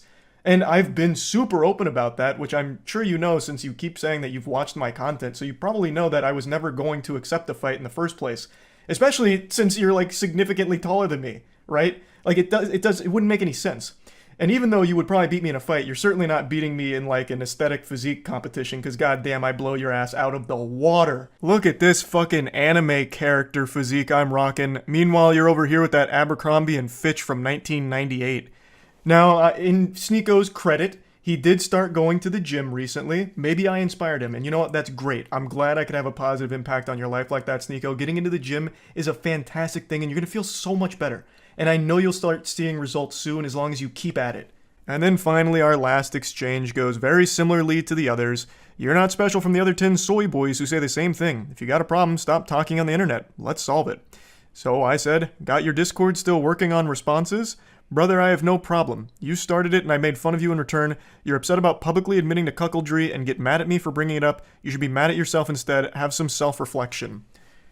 Which it's true. I don't have a problem. You literally started it, Sneeko, and you even asked your audience to let me know everything you said and send me your clips. You actually asked for a response, and then got super upset when my response was a little too mean to your feelings. How is that not the ultimate cuckoldry? Like, even more so than your girl getting clapped by 1,000 men. How? Like, how can you, with a straight face, still call other people soy boys? I'm not kidding, I really didn't want to keep talking about you, but you won't stop talking and crying about me. It's sad. I understand you have a humiliation fetish, so hopefully this whole thing has helped you orgasm one more time from all of it. I don't think it's fun dunking on you, Sneeko. I don't. And I'm certainly not canceling you. But you keep doing this. So you forced my hand to make fun of you again. But anyway, that's about it. See ya. I'm on my hands and knees. I'm begging you, please stop making me do this. I can't handle much more. I'm running out of juice. It's like that meme when you nut but she keeps sucking, and it's that clip of Frieza like screaming out in agony as he's getting drained. That's how I feel when it comes to every unhinged decision that Elon Musk makes with Twitter. I can't help it though. I need goofiness like a fish needs water. And there is nothing goofier than everything that keeps happening on Twitter. I've made like 7 videos about it and I don't even want to, but I can't stop myself. Where there is wackiness, I will be there. When silliness is afoot, I will be there. Which means I have to be here making fun of Twitter again. God damn it, heavens to Betsy, I can't even call it Twitter because its name is now X. The platform formerly known as Twitter. Even its name is the pure essence of lunacy because he changed it to just the letter X. Because Elon Musk's brain is an incomprehensible enigma of cringe. A month can't go by without some other embarrassing fuck-up from Elon Musk with the handling of this platform. So go ahead and reset your days since last workplace-related cringe accident, because we're starting again.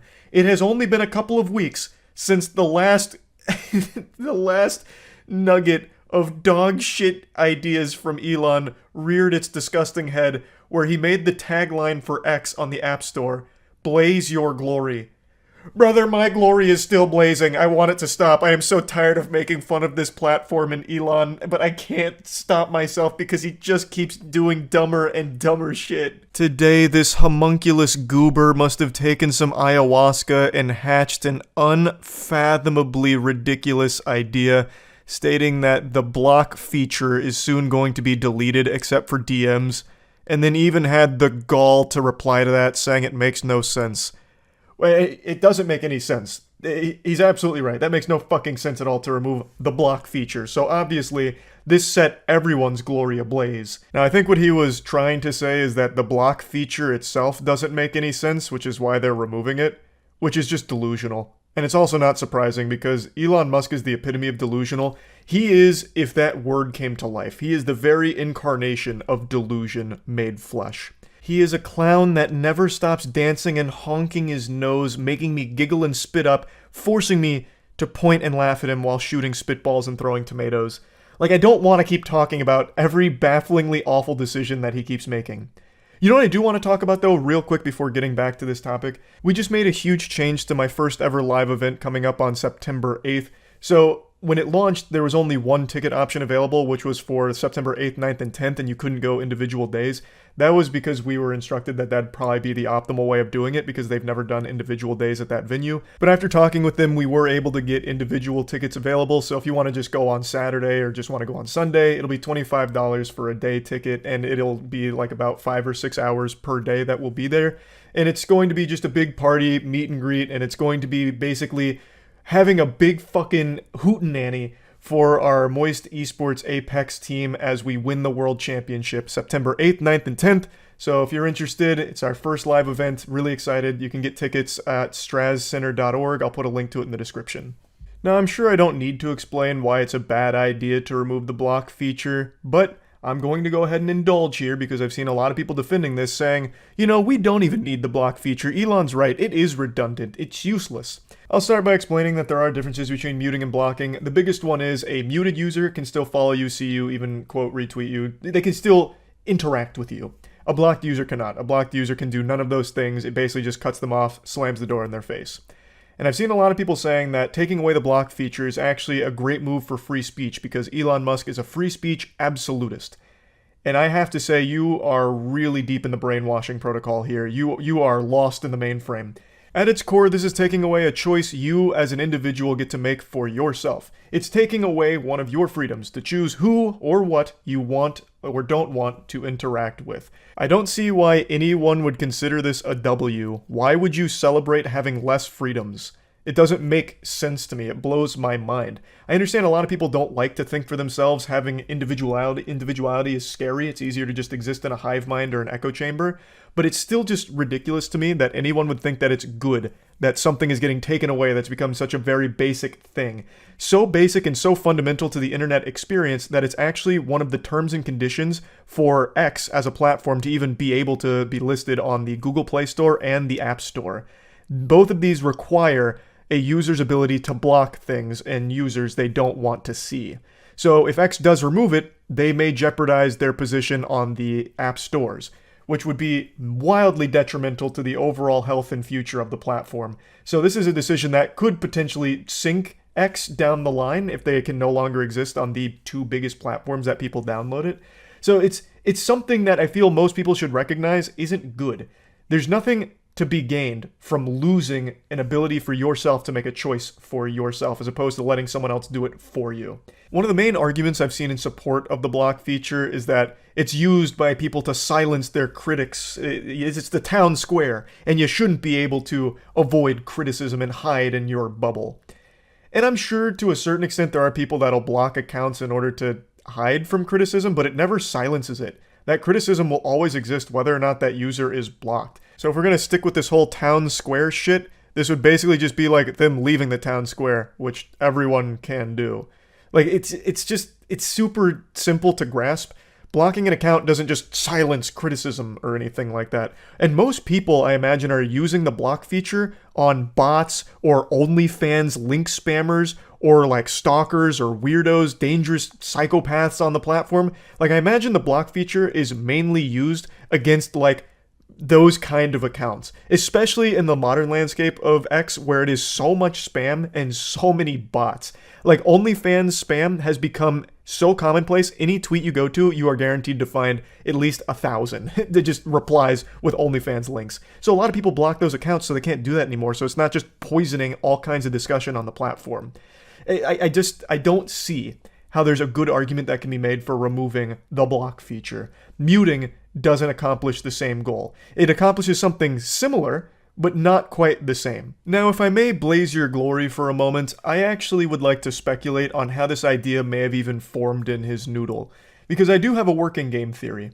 So, it's become very clear over the last few years that everyone in Elon's life is just a yes man and constantly baby him, powder his little bottom, and make sure that he's always happy and not throwing tantrums. So, I think what must have happened is, last evening, he was having dinner, he was at the high chair, bib on, having a wonderful scrumptious meal, an exquisite cuisine prepared by his personal chef. But it was time to eat the vegetables, and everything I've seen from Elon leads me to believe that he's not really a man that likes vegetables. He strikes me as someone that's very much against it, at least in my little fanfic up here in the story I'm crafting. So, he was probably apprehensive about it. Probably one of his assistants had to put the vegetables on a spoon and get him excited for it, like, oh, here comes the rocket ship, Elon, open wide, it's got a dock. Elon's like, hey, excuse me, that's not a rocket ship, there's no propulsion system there. But then they fed him the vegetables anyway. And he was so disgusted, he said, oh, gross, you're fired. I need to calm myself down, I'm going on X to post a dank-ass meme. But while scrolling, he realized that he wasn't getting the engagement he was used to, which then led him down the rabbit hole where he discovered that he is far and away the most blocked account across the entire platform. And he said, why, I oughta? You block me? No. No more, we're shutting it down. And that leads us to today. I really think that was probably the impetus for this. He probably realized that the engagement was lower, and most likely because everyone blocks him because he is insufferable to read from on Twitter. His memes are absolute fucking trash, and all of his replies are either stolen from other people or just fucking horrible. So he's highly blocked, and I think that made him upset. It hurt his feelings, and so he's getting rid of that feature entirely. That's my theory. That's my working hypothesis here. That's the only thing that I can almost rationalize. Because why else would you take away a basic feature that every platform ever has had since basically the dawn of the internet? The bad ideas from Elon just don't stop. I truly am exhausted from talking about the platform formerly known as Twitter and Elon's decisions with all of it. Like, I'm so tired of talking about it, but it just keeps getting sillier. I can't not talk about it. I have to. I do. But maybe a longer break then. Go 2 or 3 months without making another disastrously, incomprehensibly terrible decision for the platform, so that way I can feel rejuvenated when I come back to laugh at you. Just give us a break. Just give us like a bit of a respite between this awful decision and whatever the next one's going to be. That's all I'm asking. Maybe just like a halftime. Just give it a little halftime. Just a little breather. That's really about it. See ya. I didn't think it was possible to surprise me with a news story anymore. Just given the state of the world, I'm always expecting wacky things every day. I'm always on guard. You know, I read a story about megalodons not being extinct anymore. Okay, interesting, but not enough to make me even raise an eyebrow. Aliens probed my uncle. Tough luck, get in line, pal. I've read 1,000 of those stories this week. I feel like I've truly seen it all when it comes to startling headlines. You know those elite warrior characters in anime who will say shit like, I trained my body against every type of poison in the known universe. I gradually consumed all of this poison in order to build an immunity to it. That's me with goofy fucking news stories. It takes a lot to make me wobble or, even get wide-eyed in astonishment. And yet tonight, I was thrown a curveball that had me feel like I just got flashbanged. Michael Orr, who's a very famous football player who even had a very popular movie made about his story called The Blind Side, is now coming forward and alleging that whole movie is based on a complete fucking lie. It's all a bunch of hooey. It's not real. His adoptive family, the Tuohys, actually weren't his adoptive family. He recently learned that they never actually adopted him, the papers he signed that he was led to believe were adoption papers were actually a conservatorship. That is downright evil shit here. This is a wild plot twist to the entire fabric of the space-time continuum. I'll go ahead and catch everyone up to speed on Michael Oher and his story just very briefly. I'm just going to give you the most bare bones bullet point outline here, if for anyone that hasn't seen The Blind Side. The Blind Side is a film that came out in 2009. It even stars Sandra Bullock. It was a very popular movie. It was huge for its time because the story of Michael Oher is a very interesting and a very sad one as well. Michael Oher had a pretty rough hand that he was dealt in life, and he was extremely gifted at football. A family by the name of the Tuohys, and I realize when I keep saying that it actually just sounds like Banjo-Kazooie shit. Their last name is Tuohy. The main character, aside from Michael Oher in The Blind Side, is Sandra Bullock, who portrays Leanne Tuohy, who is a real person. The Tuohys are a family that are very well off. I'm talking wipe your ass with $100 bill, placemats of pure gold, and put your pinky out when you're sipping from your chalice that's filled with Voss water because you can't stand tap. They are a wealthy family, and they became very friendly and close with Michael, and lifted him out of homelessness, invited Michael into their lives, into their family, and encouraged him to play football and follow his dreams the entire way. Eventually, it culminates with the Tuohys formally adopting Michael Oher. Or at least, that's the story that was told, but according to Michael himself, the truth is more fucked up than my right-hand pinky that I dislocated and never actually fixed. It is really fucked. So, Michael is alleging that what was signed, those so-called adoption papers, were actually a conservatorship. For those that don't know what that is, a conservatorship is basically the legal right for someone to become the guardian of an adult. This is usually reserved for cases where the individual in question here is in a state that leads to a suboptimal environment for them to make their own choices, whether it's like financial or anything like that. The most notable case of this most recently was Britney Spears. It's a whole can of worms, and it always stinks like shit. When a conservatorship gets involved, it is always a very messy, very not great situation to be in. So this is very alarming to hear here, because Michael was under the impression that he was legally adopted by the Tuohys, but has recently learned as of February of this year that he's not. In fact, he's just under their conservatorship. He is literally been misled and manipulated every step of the way of his life by the Tuohys, it seems. Instead, Oher says the couple tricked him in 2004, less than 3 months after he turned 18, into signing a document that made Sean and Leanne Tuohy his conservators, giving them full legal control over any of his contracts, but no familial relationship. That is so deplorable, so disgusting. It makes me wish Men in Black neuralizers were real so it could just wipe this knowledge from my brain. That is so fucking twisted, but it only gets worse. Apparently, the Tuohys negotiated a deal with 20th Century Fox that left Oher without any payment for the rights to his name, likeness, and life story, while the Tuohy family received a contract price of $225K and 2.5% of the film's net proceeds. The film has grossed over $300 million. A $200,000 donation was also made to the Leanne Tuohy Charitable Foundation.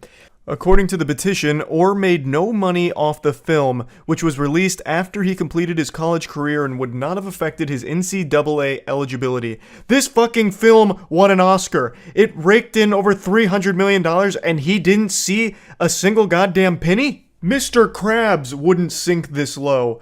That is fucking vile. They used him like an infinite money cheat code. It's unreal. So they sold all of his likeness, his story, everything, in order to exploit all of it, exploit him, and make money off of his life, of which I guess he didn't see anything from it. The fucking Tuohys took home the kit and caboodle of all of it. What a load of dirty barnacles. This is that kind of shit that absolutely has a spot reserved in hell for you. Like, that is unrivaled sin. Like, out the wazoo. And what's even sadder to think about is I can't even imagine what Michael Oher must have been feeling when he learned about the conservatorship. because that calls into question the entire motive behind the Tuohys from the very beginning. Because I do remember this as a criticism where people are saying, maybe there was potential here that the Tuohys aren't good people. They were only ever trying to capitalize for their own selfish financial gain off of the back of Michael Oher's football gifts. They may not have ever actually cared about Michael and wanted to help him or anything like that. They may have, from the very beginning, saw this as an opportunity to make money off of his abilities. When I first saw The Blind Side, I thought it was a very solid film, and I, of course, did hear that theory, and I said, you guys are full of beans, no way. Because I like to believe that there's good people out there, and this was an example of people that saw someone struggling and in need and did everything they could to help that person. But now with all of this information coming out, it really does seem like the Tuohys were very much from the beginning just trying to use this as a financial opportunity to enrich themselves, which is just baffling. That is so evil. I'm going to pay very close attention to this case as it continues to develop, because obviously upon learning this information, Michael Oher does not want the Tuohys as conservators anymore, which he obviously should have the right to kick them out of that position.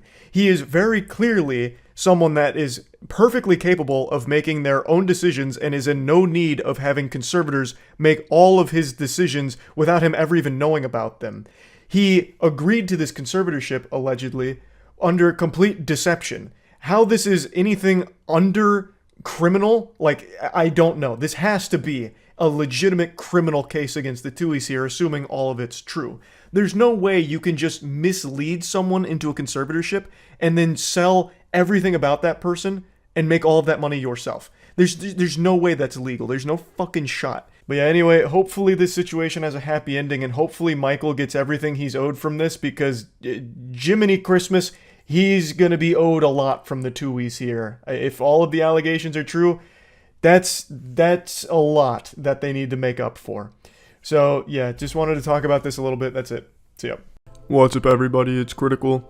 I like weird news stories. I like to really go out of my way to find stories about people that have done weird things, or perhaps weird events that have transpired in the world, and I really just kind of keep my ear to the anus of this world's news outlets.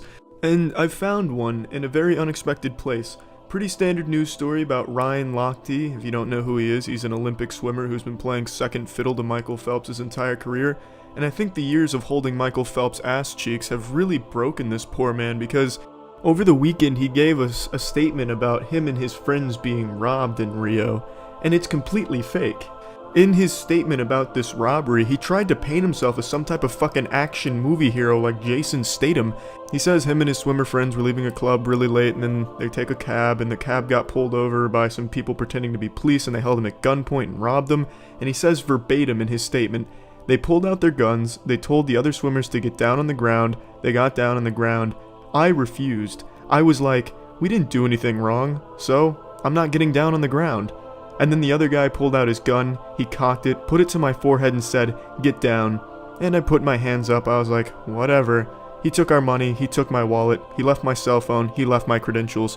Now, I don't think it's just me that thinks that sounds like complete bullshit. When I read that, I knew he was just making this shit up. It sounds like a toddler who at show and tell gave something that people laughed at and they didn't think was cool, so he came back the next day with this made-up story about how he had beat up 5 ninjas on the way home from school, and everyone's like, oh wow, shit, you are cool.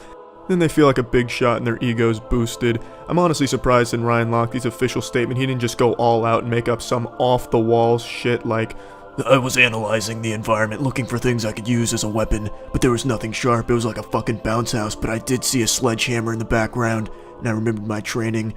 I knew I could slaughter about 5 armed men, but there was 45 of them here tonight, and my teammates were in danger, and I didn't want to start anything and make them get hurt. I could probably have taken them, but for the safety of my teammates, I decided to get down on the ground. Or just something absolutely fucking ridiculous like that. And he just made his friends seem like assholes while making himself seem like this hero of our time who stood up for an extra 5 seconds and then laid down. His friends never even talked about the incident. Only one of them ever gave a statement and it completely contradicted Ryan Lochte's, so it's pretty clearly fake. And if that's not enough evidence, there's actually security footage that the Daily Mail released that has Ryan Lochte and the people that he was with coming in that night after being supposedly robbed at gunpoint, horse playing, and they have their watches, their cell phones, their wallet, and shit like that. And also, if you think about this logically, Rio has a lot of theft. Tons of it. You can look up right now on YouTube, there's a video that has 30 thefts in a matter of 4 hours, I think. It was something in that ballpark, somewhere in that range. And every single one, they take the phone. The phone is the number one thing thieves in Rio go for because there's a huge black market for it. So the fact that they would leave the phone and only take money out of their wallet, that just doesn't make any sense whatsoever. And people have realized this. Most people believe that this is a completely fake story, and people are talking about, why would they make it up? Maybe they went to a brothel, maybe Ryan Lochte was cheating, maybe this, maybe that. And it's none of that, I can tell you that right now. I can tell you exactly why Ryan Lochte made this shit up. How many times have you heard anyone say, the best swimmer in the world is Ryan Lochte? When was the last time you ever heard Ryan Lochte mentioned before Michael Phelps? Never. No one talks about this man. Because Michael Phelps is just better. This man has been fondling Phelps' scrotum since his career began in swimming. He is an absolutely outstanding swimmer, but he will never beat Michael Phelps. That's just how it goes, unfortunately, for this poor man. And I think he just had enough of it over the weekend. Everyone was just talking about Michael Phelps and his gold medals. So you know what? He came up with this story to make himself seem cool, to make people care about him. On Twitter, everyone was making sure he was okay, so he had to make the tweet, "Don't worry, I'm safe." Everyone started to care about Ryan Lochte. Is he alright? Is he going to be okay? Oh man, Ryan Lochte actually stood up for himself there. That is really cool, Ryan Lochte. You know, maybe this guy's got a big old pair of nipples on him. And people just started taking an interest in him, which is just unheard of for that man. Whereas with Michael Phelps, you get a news story every time he ties his shoes. You know, shit like, watch Michael Phelps trim his fingernails, and everyone's tuning in, just real dialed in. Wow. So that's how the most decorated Olympian trims his fingernails. His fingernails grow just like mine. Holy fuck. And with Ryan Lochte, nobody cares. People wouldn't give a shit if Ryan Lochte defused a nuclear warhead in Rio this year if Michael Phelps had just gotten a gold medal. So I understand why he did it, and it's actually really sad. It's like a little brother that's jealous of the older brother for getting all the attention, so they make up some far-fetched story. And in my honest opinion, I think Ryan Lochte should have doubled down on this shit. He should have made it even cooler than it was. Yeah, I realized it wasn't military police right away. I could smell it. It was reptilian humanoids in disguise. So I did the only thing I could do. I unleashed my inner demon. I became the Lochte Ness Monster and just went apeshit. Just something cool, something really fucking cool. But yeah, I just wanted to shed some light on this, let you all know that that story is most certainly fake, and let you know why he did it, why he would fake the story. So yeah, that's it. See ya. Good evening, everyone. It's your superstar of sunshine here, delivering some positive news for a change. I'm gonna be serving you a holiday ham with a side of smiles this season. So let's start with something super simple, but also something near and dear to my heart because it happens in my home state, Florida, on my turf, on my sacred soil. Some hooligan, some heathen, decided to meander down here and make a ruckus. And while this sounds like negative news, it has a happy ending. So, a tourist from Pittsburgh came to St. Pete, which is a place very close to where I live here in Tampa, and actually visited a location I'm pretty familiar with in St. Pete, where he was rambunctious, disruptive, and just an all-around menace. And he went too far, flew too close to the sun when he molested a beloved manatee statue outside of a restaurant that I've actually been to. I learned about this on stream last night, but didn't realize just how close to home this hit. I have been to that restaurant before, and I am pretty sure I laid eyes upon that manatee, and I would have never expected him wow, I just hit a full-blown scat man there. This was so concerning to me, it made me stroke out there for a moment. I never expected this beloved manatee to be molested like that, defiled, in front of all of us and God to see. The perpetrator's name is Anthony, and it first started with him throwing gator nuggets into the Rick's Reefs restaurant, which sounds like a diner out of Bikini Bottom. And that is just the most Florida sentence ever, throwing gator nuggets in Rick's Reefs restaurant. Such a beautiful sentence. And then he got even more disorderly. His staff came up to him. He became belligerent and then went outside and sexually molested the manatee statue. Now, the astute observers amongst you will have noticed that the manatee has no visible orifices. So I'm having a hard time picturing exactly how this happened, because it's not like he could start fucking one of the holes or something like that, nor can he necessarily stick anything from the manatee inside of his holes. So when I learned about this on stream, chat kind of came to the conclusion that he must have just been humping the statue, like dry humping it like a dog on a leg, and that's what they're referring to here. And then after committing that vile act, he ran to the Postcard Inn, which is another local cameo from a place that I have been myself. Postcard Inn, back when I was in college, was kind of the spot most people went when they wanted to go to a nice beach area, because that part of the beach is basically all college kids, or at least it was back then. I don't know what it's like today. But back then, I had been multiple times to the Postcard Inn, and specifically the beach around there. So when I read this story, this is just one of those things where I pointed at the screen and said, hey, I know that. Anyway, this is long-winded. What's the good news from this? Well, he got arrested. So all the manatee statues out there can sleep easy tonight knowing that he is no longer a problem. And what's not to like about that? Let's get into some actually wholesome, genuinely positive stuff. In the midst of all of the controversy around the completionist charity scandal, I think it's important that we remember not every YouTuber is here doing shady things when it comes to charitable organizations, and I want to highlight two of the absolute best in the world. I'm going to start with the most recent example, Dr. Lupo. As of right now, he is doing something called Build Against Cancer, and it's a fundraising effort that Dr. Lupo is well known for. His charitable work is well documented and extremely effective, extremely great stuff. And on day one here, he raised $500,000, more than $500,000. It was $530,000 on day one for the Build Against Cancer stream. I'll go ahead and play you a quick clip there. $532,008.69. Nice. Nice. Do me a favor. When you go to bed tonight, please remember that if you contributed in any way monetarily or socially, or were just here, that you contributed a big way, and I appreciate the heck out of you, your families, the viewers, every single one of you. It doesn't matter if you donated $1, if you donated $10 or $10,000. Every single dollar goes to a good cause. Indeed, it does go to a good cause. This helps benefit the St. Jude's Children's Hospital. And as of right now, the Build Against Cancer fundraising is actually over $800,000. So it's just an amazing thing. To see a YouTuber bring together a community to benefit a genuinely great cause is always so nice. Almost $900,000 raised here in the last day. Just a huge fucking W all around. And I think it's important that we remember that the negative headlines are the ones that garner the most attention, but it doesn't necessarily mean that that's the norm. I feel like it's extremely common for people to lose sight of that, and I understand why. Information is constantly blasting your ass every second of every day. The stimulation never stops. It's just this million miles per hour machine, and almost everything that you're consuming is extremely negative. So it makes it very, very easy to cast this blanket of assumptions. When you're reading these headlines like, YouTuber has this shady charity situation going on, or these streamers are getting paid to do charity streams, it's not genuine, it's inauthentic. It becomes easy for people to just assume that content creators only use charity as like a marketing vehicle or some kind of PR stunt, or they're paid for it. When that's just not the case for everything. There are content creators that do incredible charitable work, and Dr. Lupo is one of the shining examples of that, and I just wanted to highlight what he's doing right now because I'm always really happy to see it.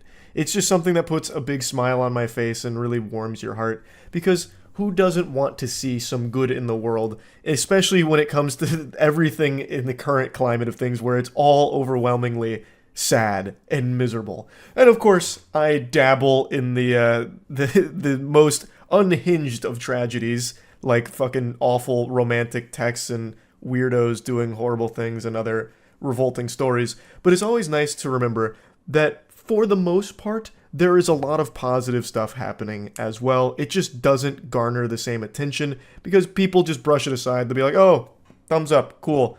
Now let me go get mad about something over here. Let me find something to get upset about. The positive stuff doesn't pop the same way the bad stuff does, but it doesn't mean it's not there. So I just want to highlight a little of that. So I want to move on to something else. Another charitable fundraising event that I'm sure all of you know of. It's Jacksepticeye's Thankmas. Jacksepticeye, a couple weeks ago, had Thankmas, and they raised over $6 million. 6 million clams, 6 million bones here. They were able to raise in a single day, about 8 hours worth of streaming. Like $6 million is a fuck ton of money. That is no small amount of money, and I really want to point out how insane that is to be able to do in a single day Thank you so much. I really appreciate it.